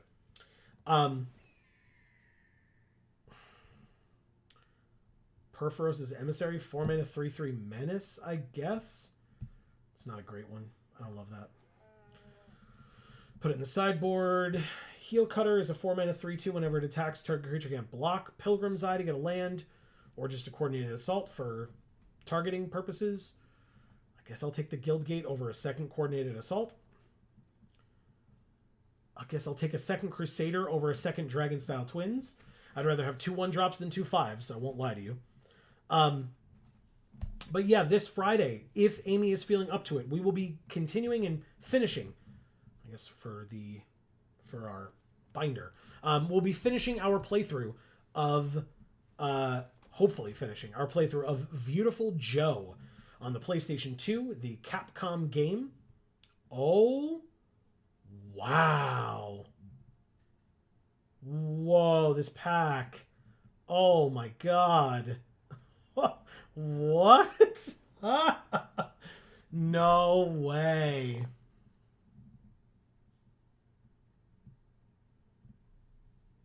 Wow. We do have one other goblin in the deck. I don't have any burn spells. Do I? At least none that'll not kill this thing. Oh no.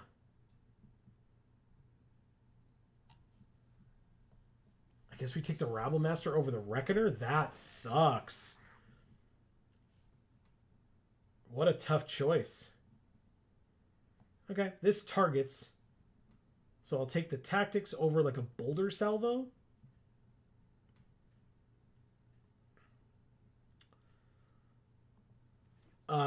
But yeah, we've been playing, we played Beautiful Joe this past week. It was a lot of fun. We really enjoyed it. So, and, you know, it wasn't the easiest game in the world at first, but, yeah, we've got opportunities and options. 3 aura, that seems good. You can help celebrate my birthday next Monday. It's actually on Sunday, but Monday will be great. That's awesome. See, Helen, that sounds wonderful. Do you, typically we'll play like brawl games for people's birthdays? Is that something you'd be interested in or available for? While it is the Gen 9 anime, it takes place across every region, and characters from the games show up in random places. That's cool. Mentor of the Meek. I mean, it's a good card, but is it better than Swift Spear or Knight or Slide Runner? Swift Spear's probably the pick, right? With prowess? We've got 3 instants, 1 sorcery, but 6 enchantments. 2 dog enchantments? What? What am I missing that's a dog enchantment? Oh, the Warhound. Silly me. But yeah, we'll take the Swift Spear. That's fine. Crumble to Dust. Exile target non-basic. Searches controller's graveyard, hand, and library for any number of cards with the same name, and exile them. That player then shuffles. Nope. Rimrock Knight it is. I'd better build one, LOL. I mean, I guess you'll have some time. I don't mean to, like, give you homework in advance of your birthday or anything, but... Alright, so I'll take the Knightly Valor for the sideboard.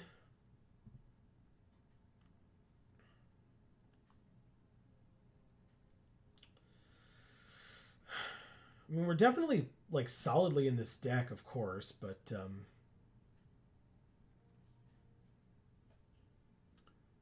okay, I'll take a second Fall of the Hammer. It's a way to target for heroic abilities, plus it's a removal spell for an opponent's creature, which is great.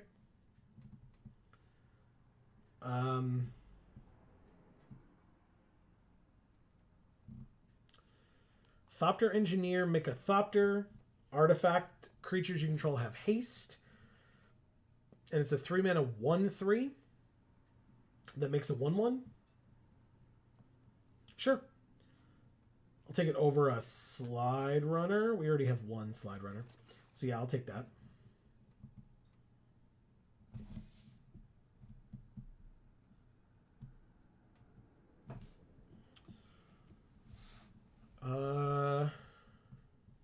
Could take the land. Could take the Ranger. I think I'll take the Guildgate. I don't like this card if that was unclear. I'm not ignoring it, but...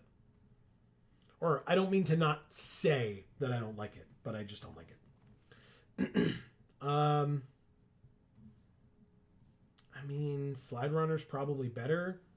We do have 20 creatures and 9 non-creatures, so maybe Coordinated Assault is the pick. Sure. Perfect. We get the Slide Runner anyway. Is our first Rimrock Knight? It is not. It's our second, but that's fine. Crumble to Dust for the sideboard. We're not playing it. Zendikar Incarnate, also not playing it. And Destructive Revelry, still not playing it. Okay. Well, how many cuts do we have to make? It feels like a number. Like too many? 9? God damn it. Okay. Well, let's do it. What are we cutting out of this deck?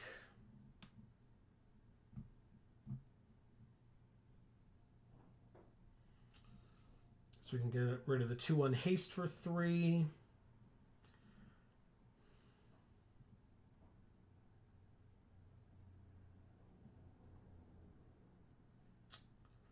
One of the Coordinated Assaults.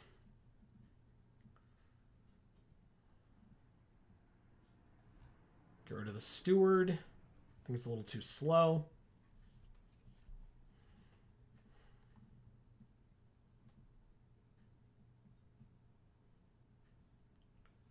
So we get rid of the Warrior. I kind of don't care. We have 3 5-drops. We are... Oh. Hold on. We have a Gruul Guildgate here, which shouldn't have gone into the deck. I thought I put it in the sideboard, but... we are much heavier red than we are white. So if I cut a single plains as well, that should help us since we're a lot lower costed overall.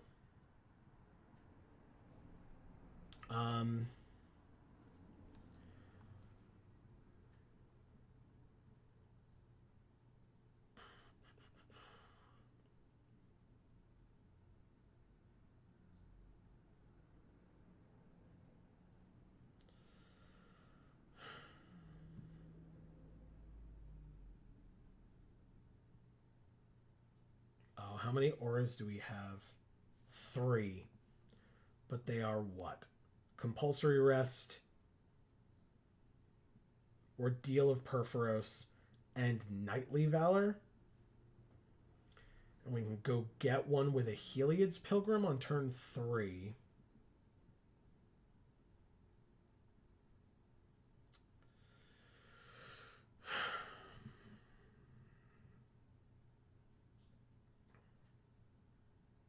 feel like I don't love that. Let's get rid of the Pilgrim.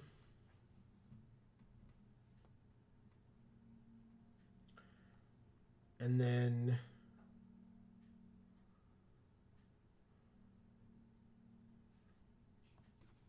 we only have, well, we have 6 enchantments.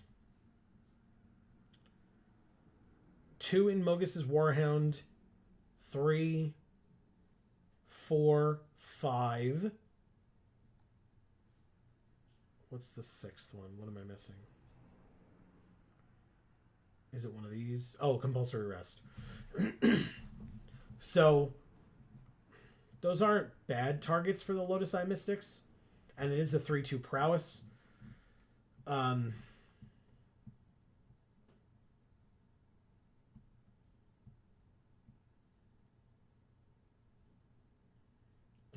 Okay. I guess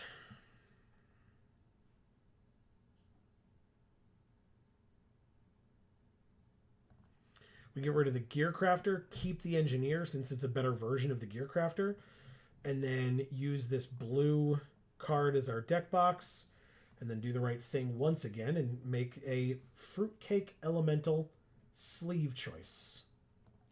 Confirm. Really? Just do the thing, please. Thank you. Okay. We'll do a couple of games of this. If we don't finish before or around 10 o'clock, then we will save it for next week, in between Christmas and New Year's. Or, New Year's Eve, if you will. 2, 2, 2, 2, and 2 with 2 land. Feels okay to me. Technically, I know this is also 1, but still. We drew a 3rd land also. Beautiful. Might as well hero, I guess. What's your arena name, please? That is a good question. I don't know if I can access it from here. I don't think I can.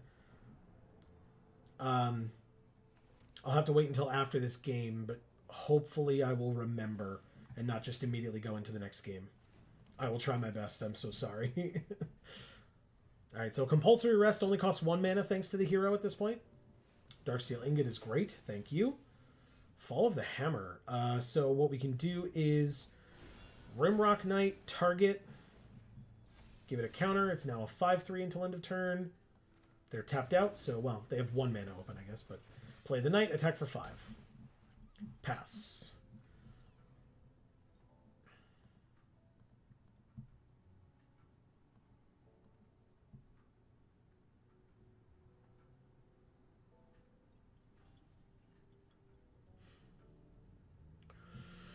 Okay. Dr. Meaty is who we're playing against. Is that Super Meat Boy having gotten his doctorate? Now he's Dr. Meaty because he's not a boy anymore. That's my headcanon. So Phalanx Tactics gives 1 creature of mine +2/+1 and every other creature of mine +1/+1 until end of turn. It's pretty good. We could follow the Hammer, by the way, to deal 4 damage to one of their creatures, because it would target this, give it a +1/+1 counter. We would need a 4th land to be able to play that and something else that isn't Compulsory Rest, I suppose. They're really thinking. They ramped themselves up because they're in blue and green, which is the ramp colors, or are the ramp colors in this set.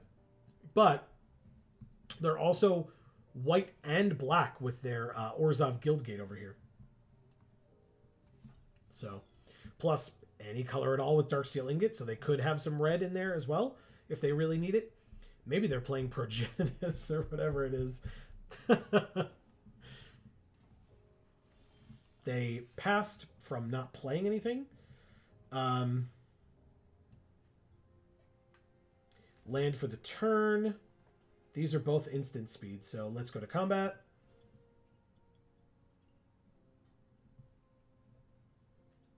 They may have disconnected. They may be salty roping, but they may have disconnected. At this point, it feels more like a disconnection than salty roping, but usually I feel like when players salty rope, they like mouse over their stuff a lot, so that it's like blatantly obvious that they're still there, and they're like trying to let you know that they're still there, and they're just choosing not to do anything. Whereas when it's like radio silence, you know, then it's like they've probably gotten disconnected.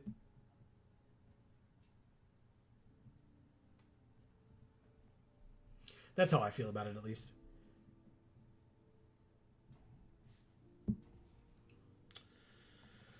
Swing with both. Go to damage. And then play the Pegasus and leave up Fall of the Hammer? Sure. End the turn. Flying Lifelink.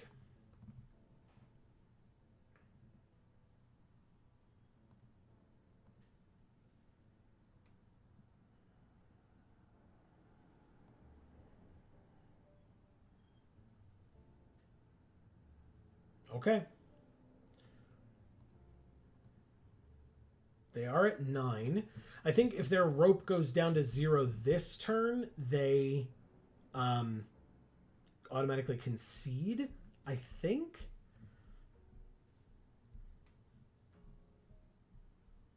I think that's how it goes. That if you have a second full turn that you have to pass through, and you obviously don't have any more hourglasses coming to you, then you auto concede. But we'll see.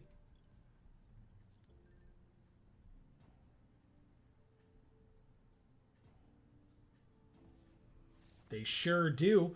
Thank you, Dr. Meaty. If that was a disconnect, I truly am sorry, but as I've said many times here on this channel, I will take wins however I can. C. Holland, I did not forget what you asked. Our arena name is Geek for All 23881. I'll write that down as well, just so that if you missed it and come back,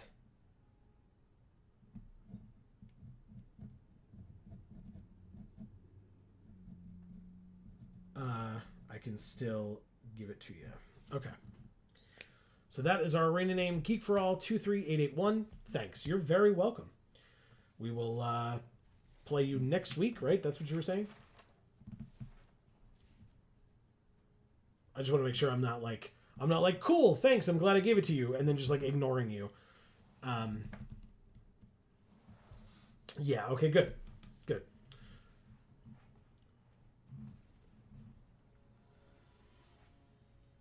Sky.edsky.edsky.ed. Okay. Or Edsky. We can, I guess we could play either of these on turn 1, probably the Haster, and then play Hero Virois and go from there. Damn, opponent.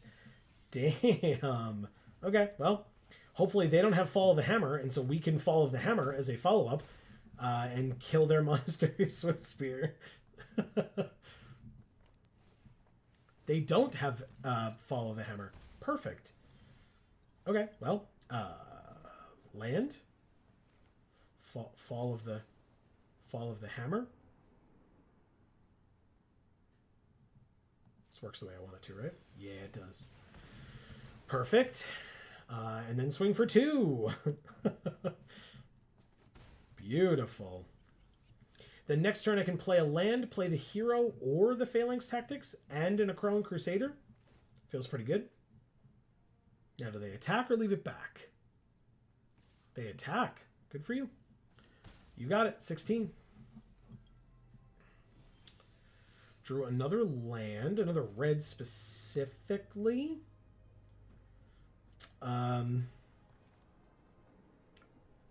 Crusader.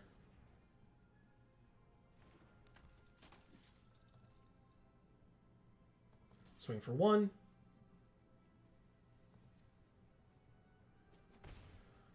Hero, second main. Basically, we'll see what we draw, but like if I have to Phalanx Tactics next turn, I get to kind of pick whatever I want. Like I can buff the hero of Iroas plus... Never mind. I can make another 1/1 with the Crusader and still get the prowess trigger on the Swift Spear or something. There are options.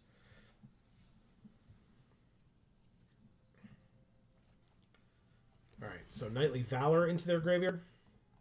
From the discard from Witch's Mark to draw 2 more cards, and they put a Wicked Roll on the Boundary Lands Ranger. Draw another land.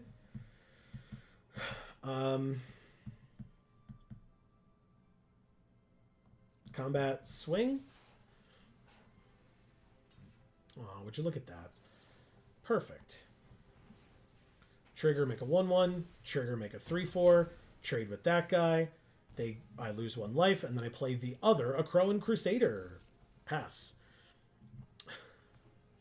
I'm glad that they killed that one instead of the Swift Spear then. They get an enchantment back. The Dragon Mantle, is that the only one? No, they had Knightly Valor, of course. Okay. Oh, speaking of enchantments that we might want. What up? Assemble the Legion. What a draw. Yes, please. I'm sure you won't trade here, but maybe. There you go. Holy crap. All right, well, I know you have part white, but just don't have enchantment removal. That's all. I do have one of those Lotus Eye Mystics, so that's something, but I will happily chump block here. Yes, I don't want to take 6. So I will chump block all day long. Make a 1/1. Drew a land. We will keep up the patented Geek for All hand land and pass. This Assembled Legion is going to become a problem a lot sooner than your single creature without trample does. So, yep, I will chump block again. Thank you for asking. Now I'll get 2 soldiers. McKindy Slide Runner, not bad. And a Dragon Mantle on it. Prowess trigger post-combat. Okay. Land, trigger on the Slide Runner. We get 2 1/1s. And we drew the Rimrock Knight. That's actually going to be quite helpful against the Mystics. Pass.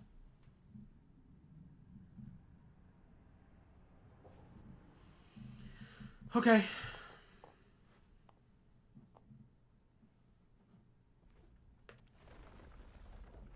Slide Runner is fine.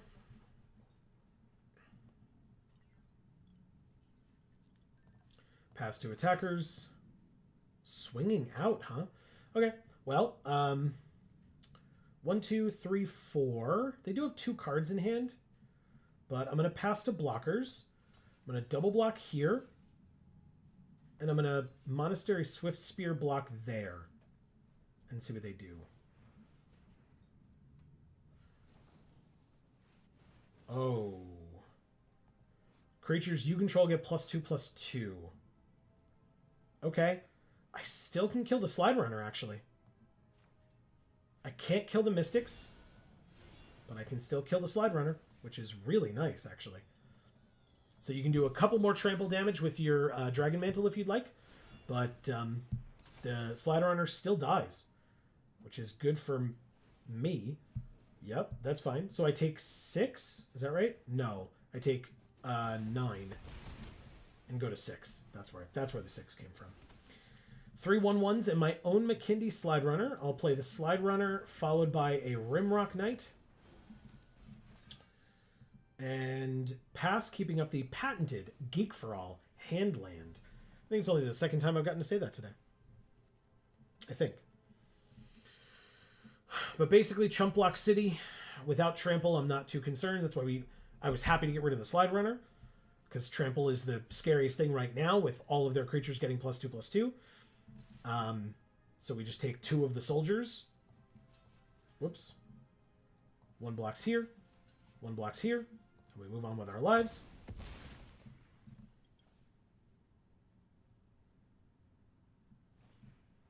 Gear per Gearcrafter for 2 more bodies that all get +2/+2. It's a very good play. And a Heliod's Pilgrim going to get an aura from their deck, and they get nothing. They whiffed and or just, didn't have it. All right, I'll play land. Slide runner trigger. No attacks. They do have a 7/6 with vigilance here. Swinging out 1, 2, 3, 4, 5. We do have 5 blockers. Oh, we can't block the flyer. So we take 3, and we're actually dead in the air next turn. Damn.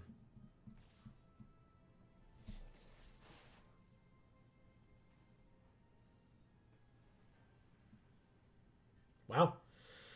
Okay, well, chump here, chump here. They are at 11. They have, yeah, those 2 creatures that attacked have vigilance, and they're aware of that.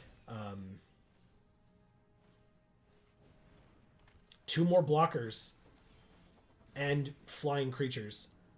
Double strike prowess is not enough. We got to swing out here, and we still lose, man. That's unfortunate.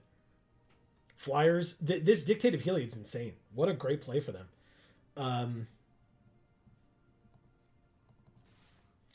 Desperation attack incoming. I guess I could have played the land for an extra 1 damage on the Trampler, but you got it. Yeah, I mean, they have enough. They're at 11, like, I think. There's, like, no way this works. And I didn't think it would. It would have been nice if it did, but it doesn't. They go to 6. I'll play this and this and say good game. Another... They top-decked the Gearcrafter? I mean, I guess I block here for the trade, finally. Perfect. Okay. We sure do go to negative 18, though. Their deck went a lot wider than ours did. Wow. Good for you. Thank you, sky.edsky.edsky or whatever it was. Something like that. Okay. We can do one more. Depending on how long. If the game is like, 5 seconds, then we'll do another after. But it is 10:02, so that is typically around the time that we will end the stream. Like I said, this will be the last game. As long as it's a meaningful one. This will be the last game of the night. And then we can, come back to this next week fresh, ready for the new year, because it'll be New Year's Eve next Monday. But like I said, we'll be live again on Friday over on Video Games for All, hopefully finishing Beautiful Joe. Depending on how Amy feels, if she is still not doing too well, then we will not be playing Beautiful Joe. I will play something else, just me and all of you. I'll kind of have to figure out what that is, but shouldn't be too big of a deal. And again, hopefully I won't have to worry about it. But, just so that people are aware, we will stream either way, whether it is Amy and I or just me. And I say just me, I mean, obviously I have my co-host here for when Amy is under the weather, which, again, recovering before the holiday so as not to have any issues, which is preferred and appreciated.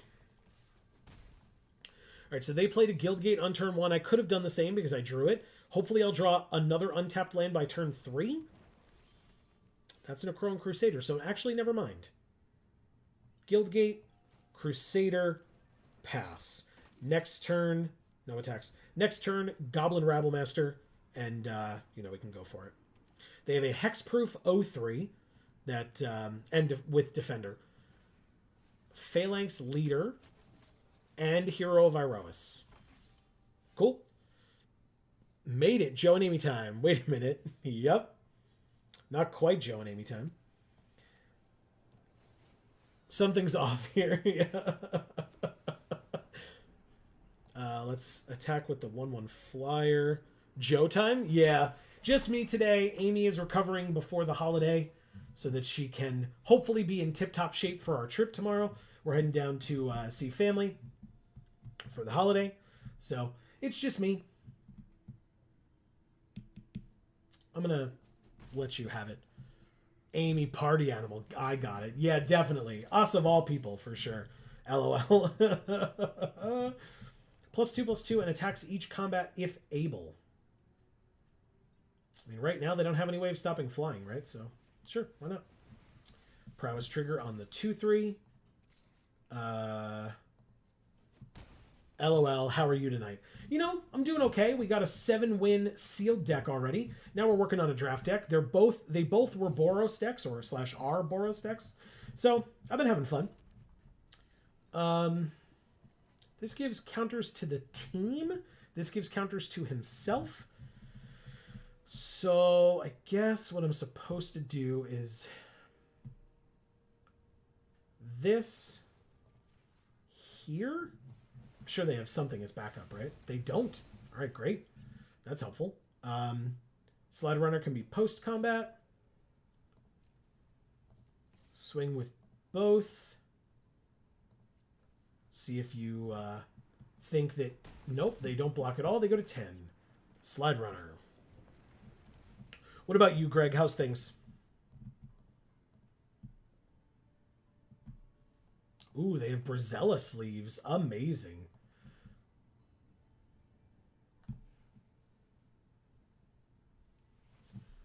Lotus Eye Mystics getting back. Oh, they could have gotten back an enchantment, but they didn't have any. Ooh, one more land, huh? All right, Rabblemaster. Why not? Things are good. Okay, that's good to hear. Must attack. Must attack. Why not? Busy time of the year. Yeah, that's for sure. It's winding down a little bit for you. Well, it should in the next week, hopefully, right? 1/1 gets chump blocked. That's fine.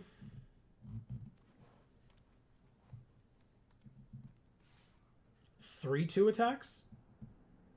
I'm at 18 and you're at 7. No blocks. Check your phone. Oh, I see. I got a message. I also drew the land that I needed for the Assemble the Legion. Took the crew out for the holiday party. Hell yeah. Very nice. Might as well attack with the slide runner as well. You are at 7. Last night. Okay. That's cool. Oh, what a cool picture of everybody. That's great. By the way, for folks who are unaware, Champion Card Collector in Poughkeepsie, New York. Fantastic individuals. You should definitely go check them out. First of all, you should go to the store if you're anywhere near the Poughkeepsie, New York area. But otherwise, just, you can check out their website. Many of our videos surrounding pre-releases have been done at that store. So you can go check that out from us. Do I just... Oh, I guess the flyer. So, yeah, we just win. I'm not going to mean good game them here. We'll just go like that. Aw, thanks. Of course. Joe's the best. You guys are the best. It's great going there. In fact, I was saying earlier, we're going to have a video come out on Thursday that I filmed last night. Or 2 nights ago. But it should be super fun. Hopefully you all enjoy it. It's just something that we have, nothing crazy, but something that we did for fun as like a wrap-up of the year of products and stuff. And then if you're interested in seeing, if you missed any of the big openings that we did of cases, multiple cases of product, of play boosters, collector boosters for every main set release this year. Basically every set that had a pre-release, we did those openings for. All of those will be linked in that video so that if you missed any of them, you can take some time during the holidays. Maybe you have some downtime. Maybe you want to avoid the family. Maybe you want to show the family. Whatever the case may be, we'll have those options available for you. But we're going to have a fun opening video coming out this Thursday. That's all I'll say about it for now. Keep it a little bit secret. But if you want to make sure to find out exactly when that video comes out on Thursday, please make sure that you are subscribed and you have that bell rung. Greg says, seems awesome. Yeah, I had a lot of fun doing those videos this year. I know Champion got some really, yes, make sure you ring that bell, exactly. Champion got some really good cards this year, so you can go check out all the great cards that they got. Most of the high-value ones, I'm sure, have already sold, but there are a lot of cards in that store, and a lot of them have high value that didn't necessarily come from me opening them, but still, a ton of sweet stuff, yes. And yes, Greg is right, you can get those notifications. Joe does so much work for us. It's great. Look, it's like a fully symbiotic relationship, right? You guys appreciate the help, and I appreciate the opportunity to just be able to open massive amounts of cards like that. It's so much fun. So much fun. It takes hours and hours, and it's totally worth it. So, yeah. It's great, and I mean, people really seem to enjoy it. You all that watch those videos. So if you did not get the opportunity, or if you want to reminisce about some of the great cards that we opened this year, from like things like Murders at Karlov Manor, Modern Horizons 3, Duskmorn, things like that. Bloomborough was a much beloved set this year. You can go check that out. Cracking packs is a blast. I kind of miss it. It truly was. I mean, I think I've told this origin story before, but the thing that made me want to do it on camera very badly back in 2013, 2014 or so was when I was opening a box by myself, right? I bought a box, I took my time, I opened it, I really turned it into an experience for myself, and I really enjoyed it. But I opened really busted stuff. And I was like, I really thought, like, telling people, like, oh, I got this and this and this out of a box, like, nobody was going to believe me. But if I had done it on camera, then it couldn't be denied, and people could actually join in that excitement with me, because it would be that whole ramp up, as opposed to just, hey, here's the highlight, here's the 3 cards. You know what I mean? So I ended up doing that, and then sure enough, it was Hour of Devastation. When I opened my Hour of Devastation box that I bought from Champion, it had insane stuff in it. Insane. We got the foil Planeswalker, another foil rare. We got whatever those are called, Invocation or whatever, all in one box. Absolutely nuts. So it really was like that. It kind of came full circle at that point for me. So yeah, that's why I do those videos, is for those big moments. And you know what? Even like, we appreciate art and story and stuff. So if we get to take the time to like go through stuff slowly, we're going to do that too. And get to say, oh my God, look at this art. Look at how amazing this card is. Obviously, if I'm opening 2 cases, I'm not going to take it that slowly, because the video is, 2 to 4 hours long, even if I go quickly. So, but if I'm doing a couple of pre-release kits, or 1 pre-release kit, I can take my time. I can talk about the art. I can talk about the story and stuff like that. So hopefully people enjoy that video that comes out on Thursday. Obviously, well, what if if you do some more openings in 2025? Could that happen? I mean, I think I know some people who I could talk to see if I can make that happen. Yes, for sure. I'm really looking forward to it. I appreciated all the opportunities this year. Look forward to many more going forward, because why would I stop? It's been so much fun. And so, yes, going into 2025, we will keep that train rolling.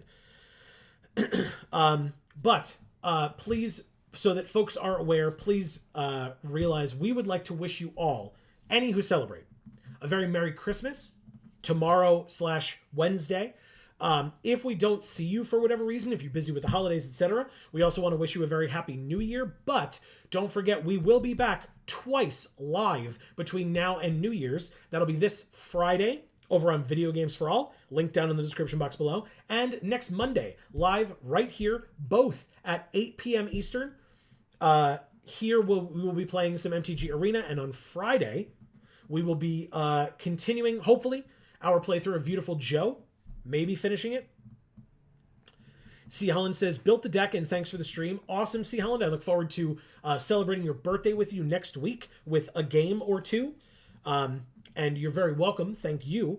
And Marcus says, have an awesome holiday, everyone. So yes, God bless us, everyone, as Tiny Tim would say. But yes, a happy holiday to all.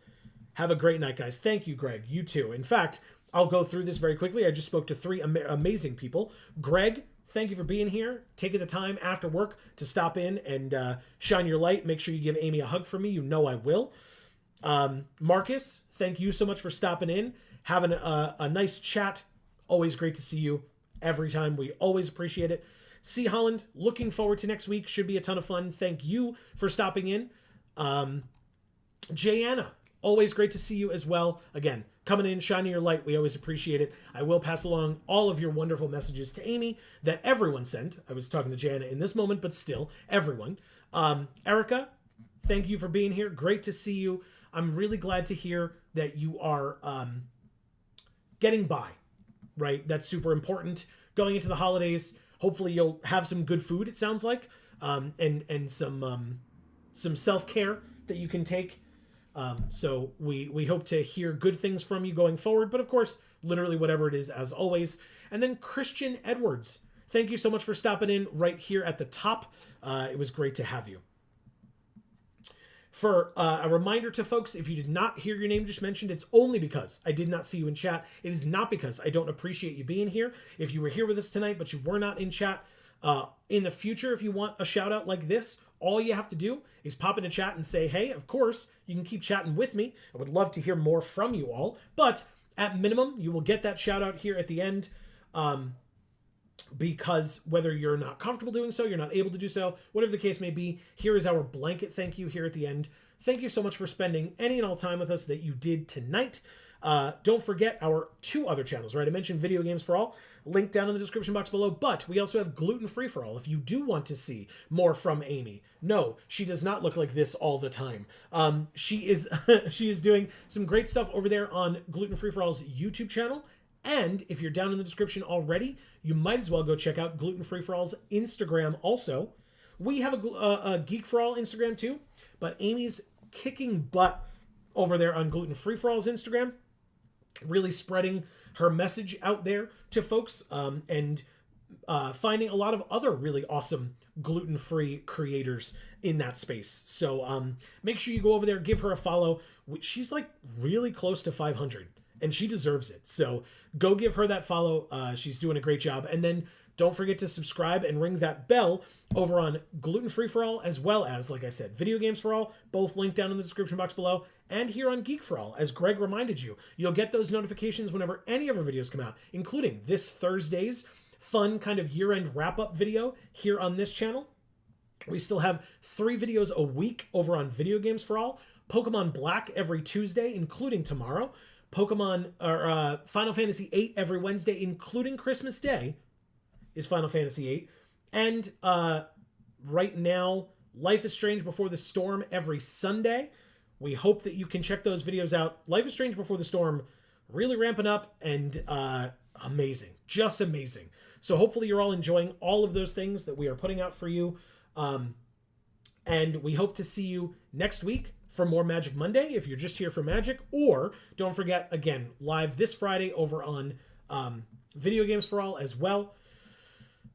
But between now and the next time that we see you, whenever that happens to be, especially for the holidays, please continue to stay safe and happy and healthy. That is to you and yours super important. And for now, from us here at the Geek for All family of channels, I have been Joe. And for Amy, as we always say, in whichever video or stream of ours you watch next, we will see you all next time. Thanks so much, everybody. Merry Christmas.